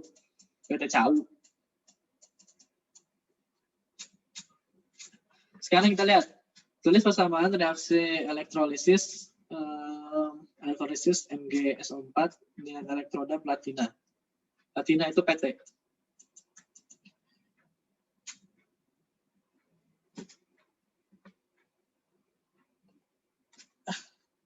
Elektroda inert itu, kalau elektroda inert ya yang bereaksinya normal-normal aja, aman-aman. Tapi kalau tidak inert, yang bereaksinya itu adalah si elektroda itu sendiri untuk anoda ya. Perhatikan bahwa MgSO4 kalau mengiap jadi kayak gini. Ya. Perhatikan juga bahwa Mg itu adalah golongan 2A. Maka yang tereduksinya adalah air. Ini bersama reduksinya. Dan sekarang juga kita lihat bahwa anion yang terbentuk itu mengandung spesies O. Spesies O berarti yang teroksidasi itu adalah air juga. Jadi ini kalau kalian ingin hitung si apa? Tadi kan apa? W itu kan sama dengan 96 kali 500 kan. Nah ini si N-nya itu adalah 4, si jumlah elektronnya adalah 4. Tapi kalau inert, tadi kalau inert gak inert ngaruh di apa Bil? Ngaruh di anoda, anoda. Cukup anjir. Anoda, yang ngaruh tuh ada anodanya ya. Yang ngaruh di anoda kurang besar di mana sini? Inert gak inert ngaruhnya di anoda. Ya, tempel atau pintu. Kalau di anoda itu elektrodanya inert, berarti aman-aman aja. Tapi kalau elektrodanya nggak inert, maka yang teroksidasi itu adalah elektroda itu sendiri. Nah, sekarang kita lihat ZnSO4, C grafit, ZnO4 trionisasi menjadi ini dan ini. Zn aman ya, bukan 1A, 2A, Mn atau Al. Jadi ya aman, yang tereduksi itu Zn itu sendiri. Ada anoda, ada ion O. Ya, ada ion O, jadi yang teroksidasi itu ada air, bersamanya jadi kayak gini. Jumlah elektron yang itu koefisien elektron yang ditangkap atau dilepas di setengah reaksi. Ya, bukan jumlah elektron yang terlibat, dalam reaksi redoks. Kayak di sini kan ini 2 elektron, ini 4 elektron, ya ambilnya 4 elektron gitu. Ini kan soalnya dikali 2, kedua ruas dari persamaan. Elektroda di katoda gak inert, dan di anoda inert, gak ngefek, gak ngefek. Soalnya kalau di katoda itu biasanya elektroda itu logam, dan logam itu sulit untuk reduksi gitu. Gak ngaruh, pokoknya ngaruh cuma di anoda doang. Dan ini juga sama ya, oh ini udah persamaannya, NaCl, leburan, ngilat. Ya, ini kita harus lihat larutan, larutan juga, larutan. Sini juga larutan. Nah itu bentuknya harus dilihat ya, hati-hati. Nah sekarang kalau bentuknya leburan, kita lihat NaCl-nya kan melebur begini dan begini. Perhatikan bahwa apabila leburan, maka terjadi pada katoda itu adalah kation itu sendiri, di NaL, di NaSolid. Leburan, tahu kan leburan kayak yang merah-merah panas gitu, ya. Terus ini digunakan untuk membuat natrium solid namanya NaCl, itu namanya aplikasinya. Dan berarti kalau di Cl-nya itu kan C-nya grafit, ya berarti aman-aman aja lah. Sekarang kita lihat di sini. Contoh nih, contoh yang elektrodanya non-inert. Coba tulis persamaan reaksi elektrolisis larutan. Apa? Larutan. Larutan NaCl dengan elektroda perak. Berarti NaCl akan terionisasi NaCl, Na plus Cl min. Karena Na plus ini adalah 1A, maka reduksi itu adalah air. Dan pada anoda karena elektrodanya perak ya atau Ag, ya, 13 Ag itu sensitif kalau dikasih listrik. Jadi yang teroksidasi itu bakal Ag-nya. Ya, udah ini akan samain bakal jadi samanya ini. Tuh, paham ya tentang reaksi elektrolisis? Sebenarnya ini bakal kepake tuh buat hukum Faraday 1-2-nya. Buat ngitung si E-nya ini, E-nya. Penting, ini si 2. Sekarang yang aku ingin lihat itu adalah produksi aluminium ini, bauksit. Namanya itu adalah proses Heroult, nggak tahu lah. Jadi pada proses biasanya itu bahan galian tambang itu nggak langsung all the way to Al. Itu enak banget sumpah kalau tambang keluarnya langsung aluminium, wah asik Pak tambang. Tapi kan nggak ada pengotornya, jadi ya bauksit gitu. Jadi si bauksit ini Al2O3 kalau langsung ya boleh dilelehin langsung. Al2O3 itu boleh dilelehin langsung.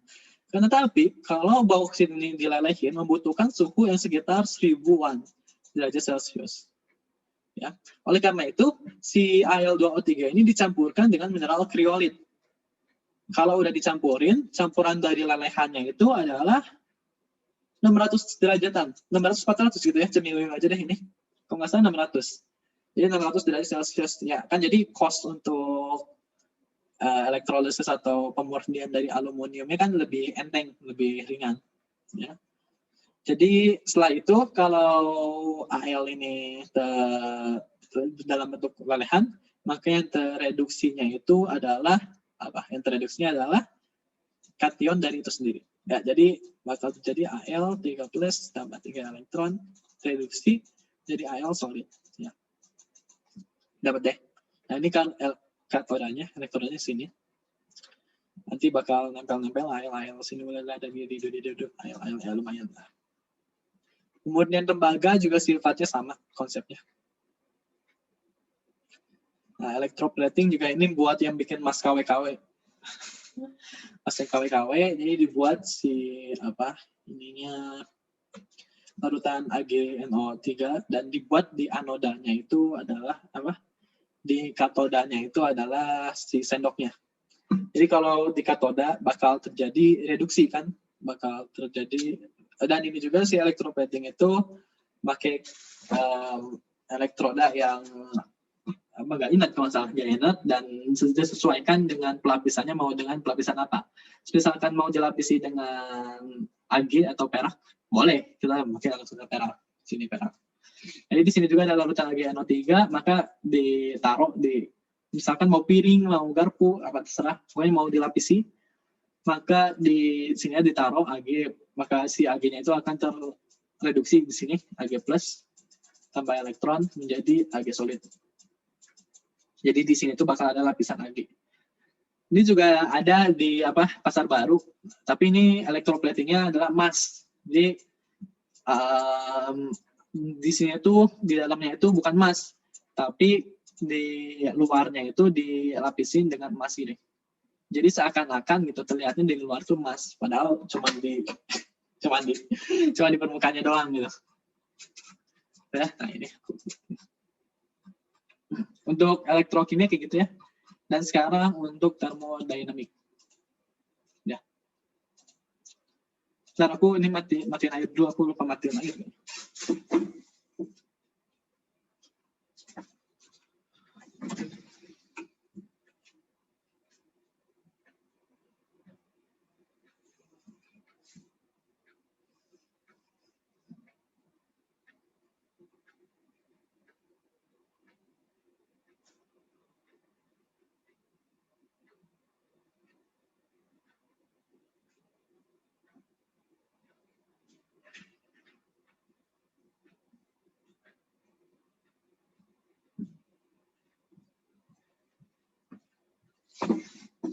Ya guys, sampai sorry lupa matiin air, aduh biasa.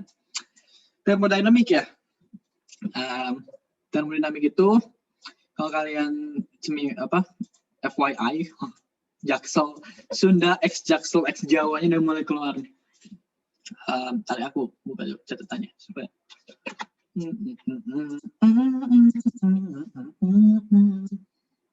Nah, secara aku pribadi bahwa termodinamika pada kimia itu say bahwa itu bakal lebih mudah daripada termodinamika pada fisika. Karena tanda plus minusnya yang aku suka itu. Bahwa kalau dalam kimia itu delta U ini akan sama dengan Q plus W. Jadi nggak kebingungin. Jadi apabila aku punya sistem. Ini BTW hukum termodinamika yang pertama ya. Hukum termodinamika ke-0 itu adalah tentang temperatur. Jadi misalkan aku punya benda A. Supaya aku nggak nulis. Aku peragain aja langsung. Bentar ya.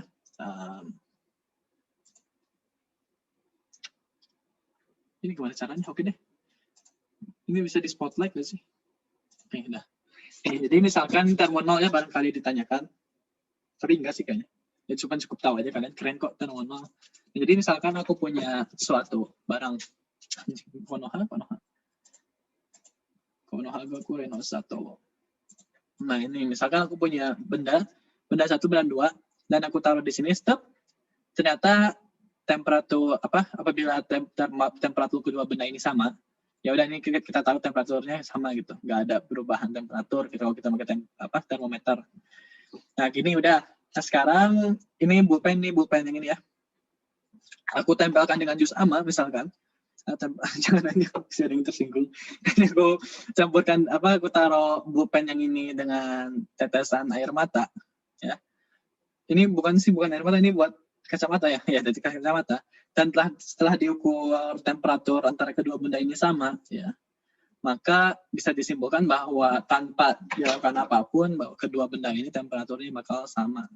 Itu hukum termodinamika 0. Ini barangkali ingin tahu. Nah, sekarang termodinamika 1 itu kalau dalam kimia itu delta U sama dengan Q tambah W. Di mana aku lebih suka yang ini. Q itu akan bernilai positif. Ini jadi si sistem yang kita lihat itu si sistemnya. Jadi ada sistem sama lingkungan. Sistem itu adalah pusat perhatian kita dan lingkungan itu adalah di luar pusat perhatian kita. Nah, jadi kita punya sistem ini. Kotak ya. Kita punya kotak ini. Dan si kotak ini memiliki suatu energi. Energinya katakanlah delta U sebesar U. Ya. Maka apabila aku masukin kalor ke sini, maka Q-nya akan bernilai positif. Dan itu masuk akal dong, lebih enak dilihatnya gitu daripada fisika. Ya. Dan apabila kalor ini keluar, maka energi yang ada di dalamnya itu adalah berkurang. Ya. Bisa dilihat bahwa kalor itu sama dengan energi panas, kalor sama aja. Ya. Sekarang W itu apa? Usaha. Ya. Delta U-nya positif artinya dia endotherm ya. Aduh, ini beda lingkup ruangannya itu dengan delta H. Jadi ini tuh kayak kamu memperhatikan suatu sistem, satu sistemnya gitu, bukan satu-satuan persamaan-persamanya. Jadi satu sistemnya. Wah, ini udah ranah yang beda sama delta H. Tapi walaupun ada hubungannya nanti ya.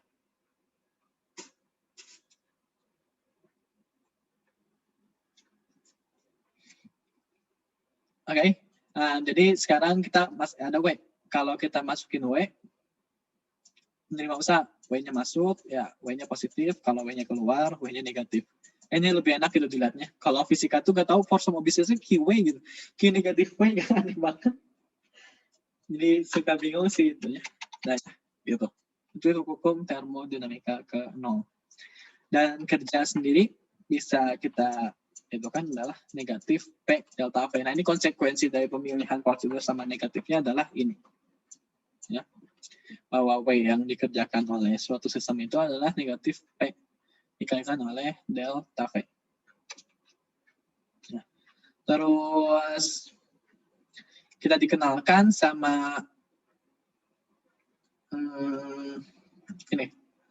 Hukum termo 1 itu ya, termo 1, hukum termo 2 itu, hukum termo 1 itu lebih jarang dipakai untuk bab ini, soalnya bab hukum termo 1 itu literally termokimia pada bab 1 gitu.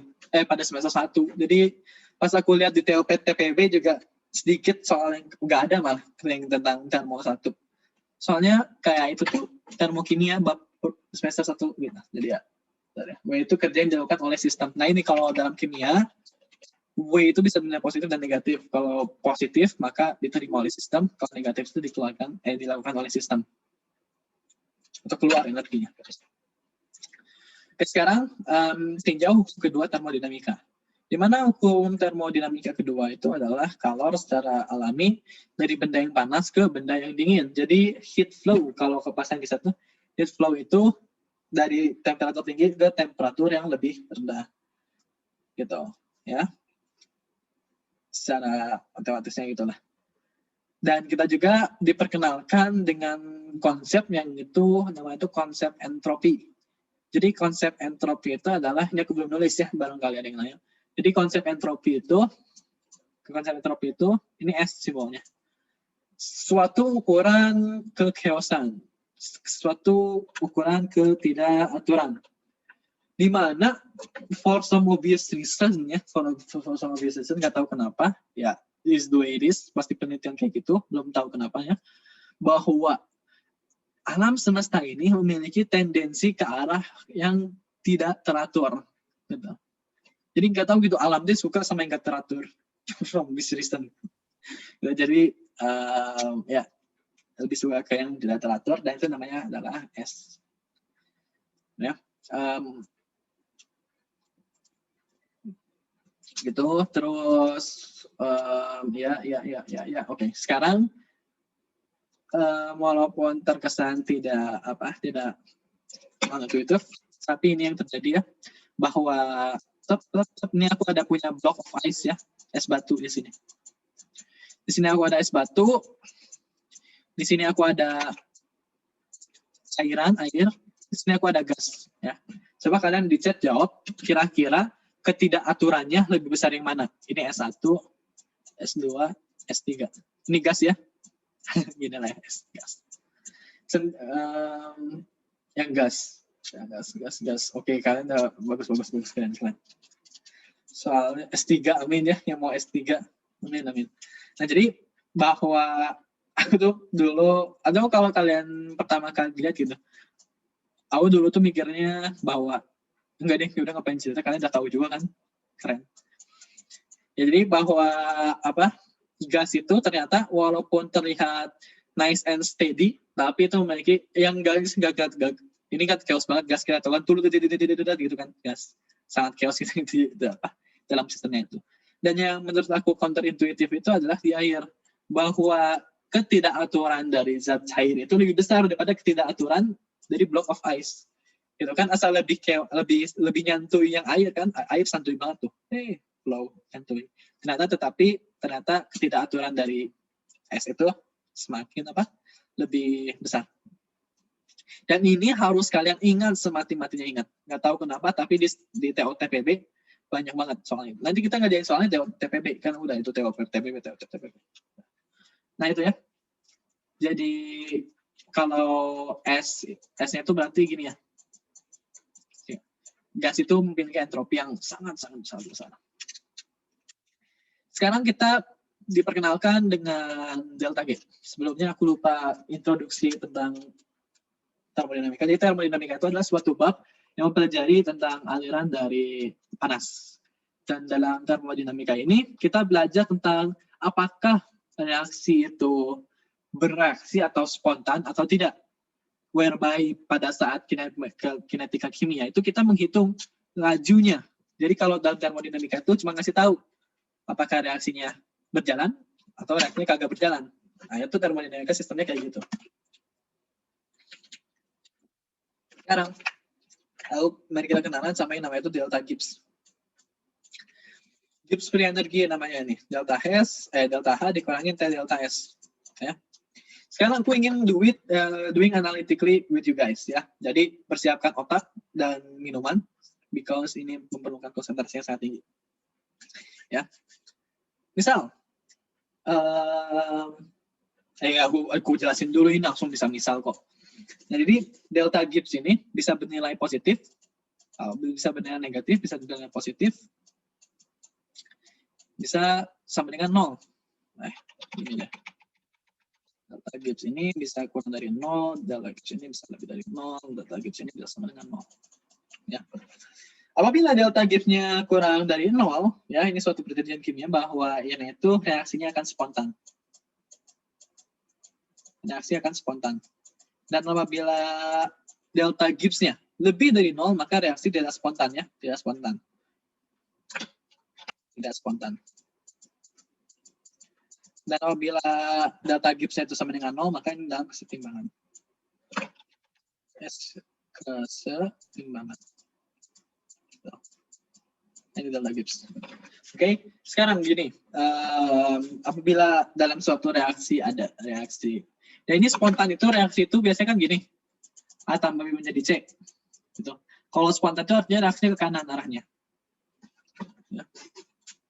Suppose aku punya kesetimbangan antara A tambah B menjadi C gini. C gini. Berarti kalau delta Gibbs-nya kurang dari 0, reaksinya cenderung ke kanan karena spontan.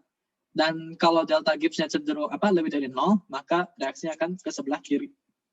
Itu yang perlu diingat ya. Tapi apabila delta G-nya itu akan sama dengan 0, berarti dalam keadaan setimbang. Nah, di sini soal yang sering keluar karena ini soal konsep banget. Misal aku punya tebak aja deh dulu, tebak dulu. And apa ya? Gas menjadi solid. Oke. Sekarang aku tanya, apakah apakah reaksi ini bisa berlangsung pada suhu yang tinggi atau suhu yang rendah. Delta H nggak dikasih tahu sama aku. Soalnya ini soal analisis. Gitu. Coba jawab di chat. Apakah tinggi rendah? Yo, tinggi rendah. Ayo, tinggi rendah. Yang tinggi, rendah, tinggi. Ini gas menjadi asolit ya. Rendah, tinggi. Nah ini aku suka yang gini-gini nih. Yang banyak yang beda itu aku suka. Kan manusia gitu. Kalau lihat yang ricuh, tendensi kericuhan, delta S. Ya, oke. Rendah, tinggi. Oke, thanks ya udah jawab. Nggak ada delta H ya itu, makanya tulis soal analisis. Hangat. Bagus, itu penengah. Oke, aku jelasin ya. Sekarang kita lihat, aku tanya dulu. Ketidakaturannya lebih besar solid atau lebih besar yang gas? Aku tanya, ketidakaturannya. Lebih besar yang gas kan?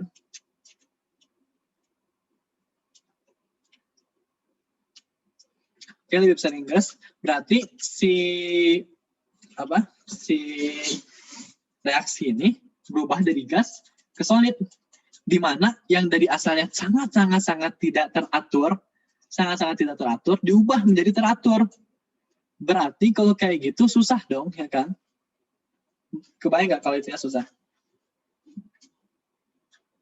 Maka si delta S itu ini akan bernilai negatif karena memerlukan suatu tendensinya itu dari gas ke solid gitu, di mana yang gas itu yang asalnya udah adem anyem gitu, dipaksa menjadi yang sangat teratur gitu. Kebayang nggak sih? Jadi kalau dari tidak teratur ke teratur itu delta S-nya bakal menjadi negatif. Ukuran keteraturan dari suatu senyawa, unsur, campuran atau itu. Paham nggak kalau ini delta S-nya negatif? Ngomongnya kalau nggak paham nggak apa. Ulangin nggak apa.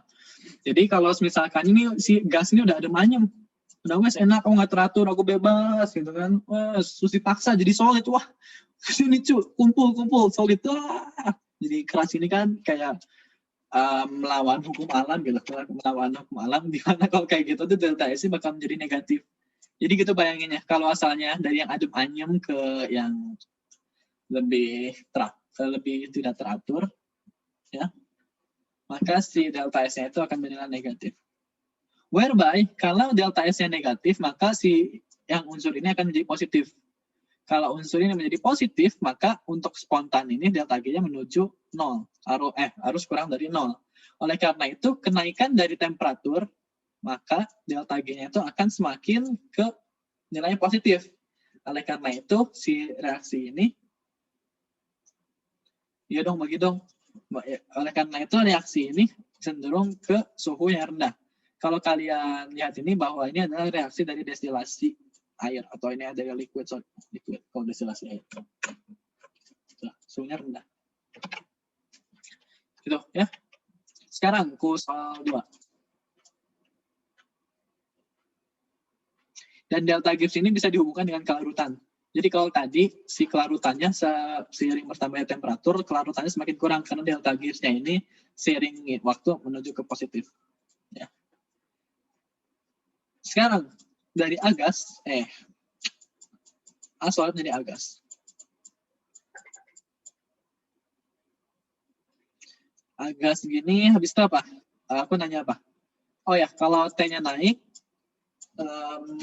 reaksi ini berlangsung pada suhu tinggi atau rendah? Coba jawab di kolom chat.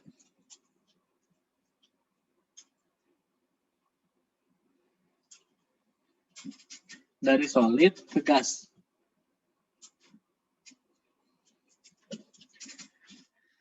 Tinggi, Oma. Nggak ada yang jawab rendah gitu. Aku jawab rendah sendiri dah. Kayak beda. Ya, betul, jawabannya adalah tinggi. Kenapa? Soalnya dari solid ke gas. Jadi kecenderungan entropinya itu adalah delta S-nya akan positif. Tuh, ya, soalnya kan ketidakaturan yang di sini lebih besar kan? S yang di sini lebih besar, dan S di sini lebih kecil, ya.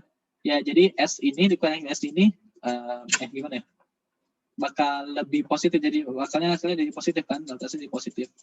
Ya kan, ini kalau delta S-nya positif, ya di sini tetap negatif, sehingga seiring bertambahnya suhu akan delta G-nya akan semakin negatif. Oleh karena itu, suhunya semakin tinggi, kelarutannya semakin tinggi. Gitu. Ya. Nah sekarang, oke, yang di sini paham? Ada yang masih belum paham nggak tentang suhu tinggi, suhu rendah ini? Soalnya kepake banget nih, soalnya keren. Ada yang masih belum nggak? Delta H ya.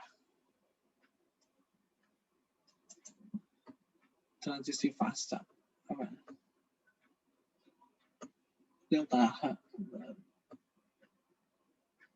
Nah, itu delta banyak kimia delta gitu.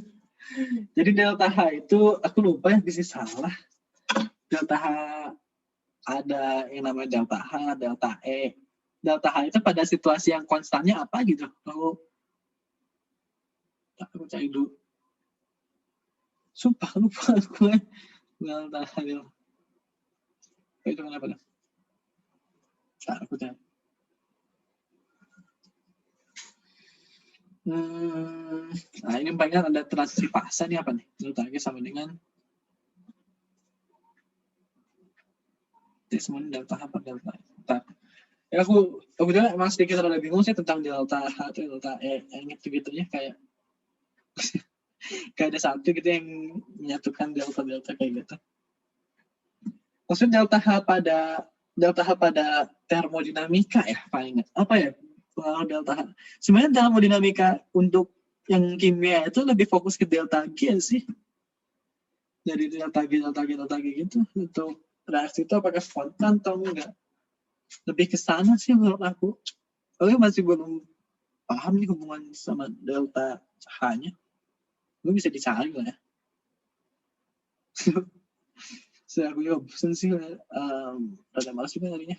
Nah ini yang paling yang ada rumus yang penting dalam termodinamika adalah energi. Kan tadi kita ngomongin energi bebas pada keadaan standar, kita mainin tentang delta G 0.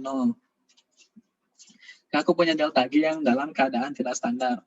Makanya akan sama dengan delta G 0 ditambah RT ln Q.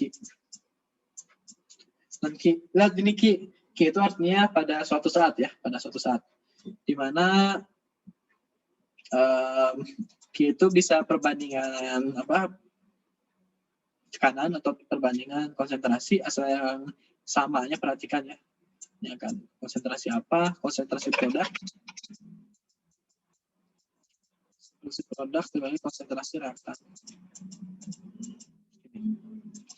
Dan di sini kita lihat bahwa apabila kita lihat kalau pada saat keadaan seimbang delta G itu akan sama dengan 0, maka kita tahu bahwa delta G 0 ini akan sama dengan 0 kan? Negatif RT ln K. Sini juga kita bisa dapat hubungan K sama itu ya. Terus apa lagi nih tentang termodinamika? Tapi yang paling penting itu sih tentang yang delta S itu keukuran ketidakaturan. Ini mah kayak suatu rumus yang menghasilkan suatu angka. Artinya juga akan sama apabila delta G-nya itu ya positif. K sama Q bedanya apa? Nah ini Q kan. Kalau K itu pada keadaan setimbang.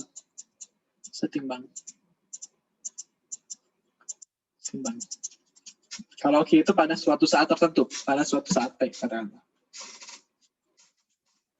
Habis itu aku lupa ngejelasin harusnya di awal bahwa tadi misalkan aku punya termodinamika juga RT ln Q per K. RT ln Q per K itu sama-sama sih ya.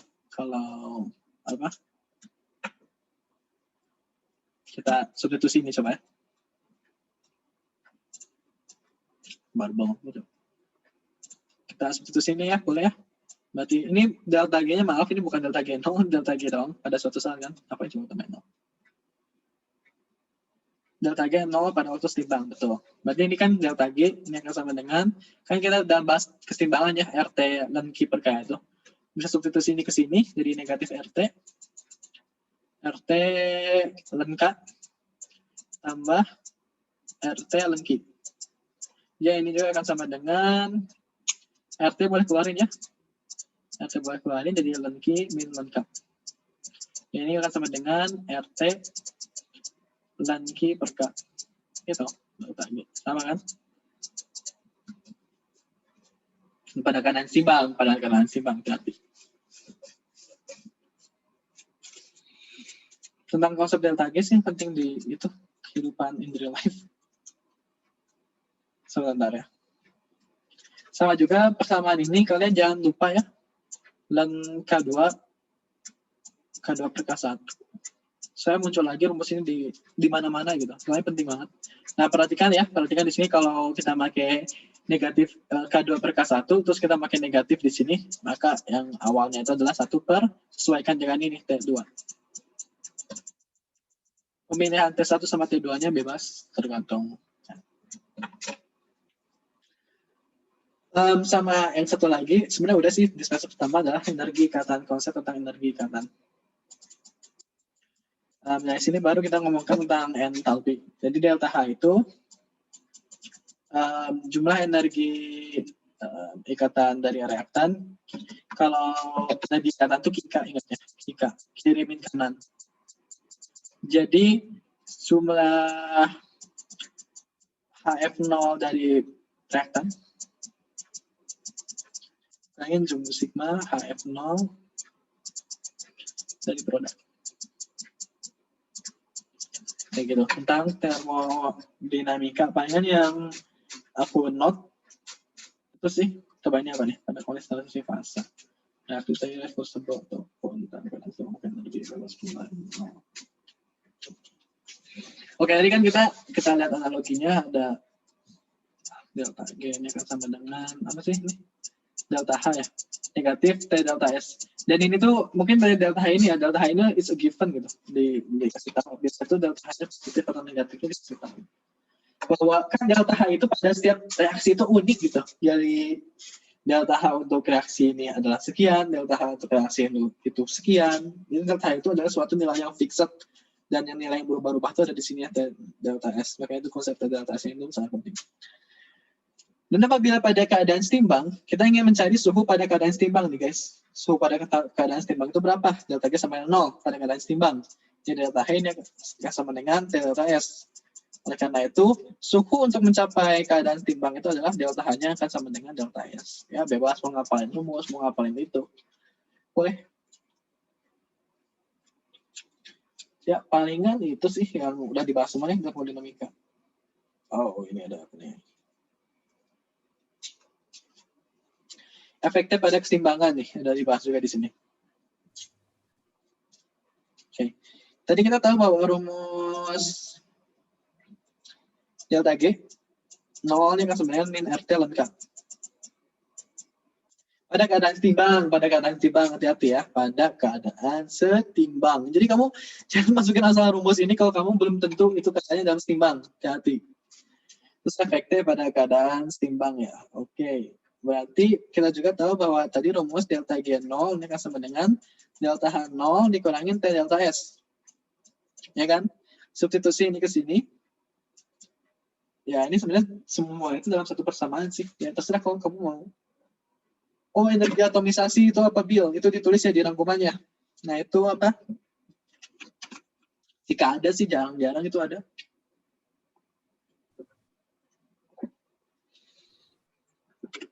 Kayak ganet gitu sih delta H ini karena ya quantum mechanic stuff lah, aku bilang kayak gitu. Jadi berpengaruh juga pada delta. Ini kita substitusi ke sini. Negatif delta H0 dikurangin T. Kok negatif enggak ya? Betul, delta H0 dikurangin T delta S. Ini sama dengan negatif RT lengkap. Oleh karena itu bisa kita lah ya. Kita bagi RT kedua ruas, boleh ya? Oleh karena itu lengkap, ini akan sama dengan delta H0 dibagi oleh delta 0 dibagi oleh, ini bagi RT kedua ruas, berarti RT. Negatif RT ini kan jadi positif, delta S dibagi oleh R. Ya, ini juga rumus waktu penting untuk nilai K pada kesetimbangan. Paling gitu ya untuk materi tentang materi tambahan. Sekarang aku mau end dulu supaya aku bisa download videonya, supaya nggak berat juga. Nanti jam istirahat dulu, jam 10.17 kita kembali lagi buat latihan soal 40 soal. 40 soal kita akan selesaikan dalam waktu 2 jam. Jadi ya sangat. Soalnya kan kita baru materi gitu tentang elektrokimia sama termodinamika yang banyaknya. Oke, 15 menit istirahat ya, 15 menit. Berarti netnya 22. Besok nggak tahu berapa soal, saya bukan membuat soalnya sistemnya. Sorry. Katanya ada yang bilang esai, ada yang bilang isian singkat semua. Udah berapa penting kita belajar. 8 soalnya satu struktur, oke. Yeah, I can deal with that. Apa nih?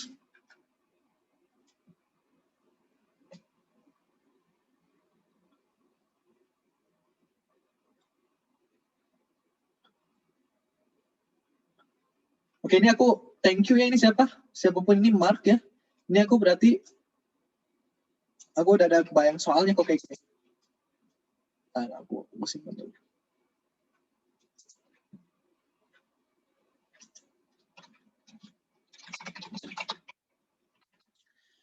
Oke, thank you Mark.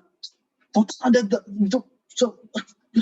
gimana 8 soal, total ada 40 soal. Terserah lah.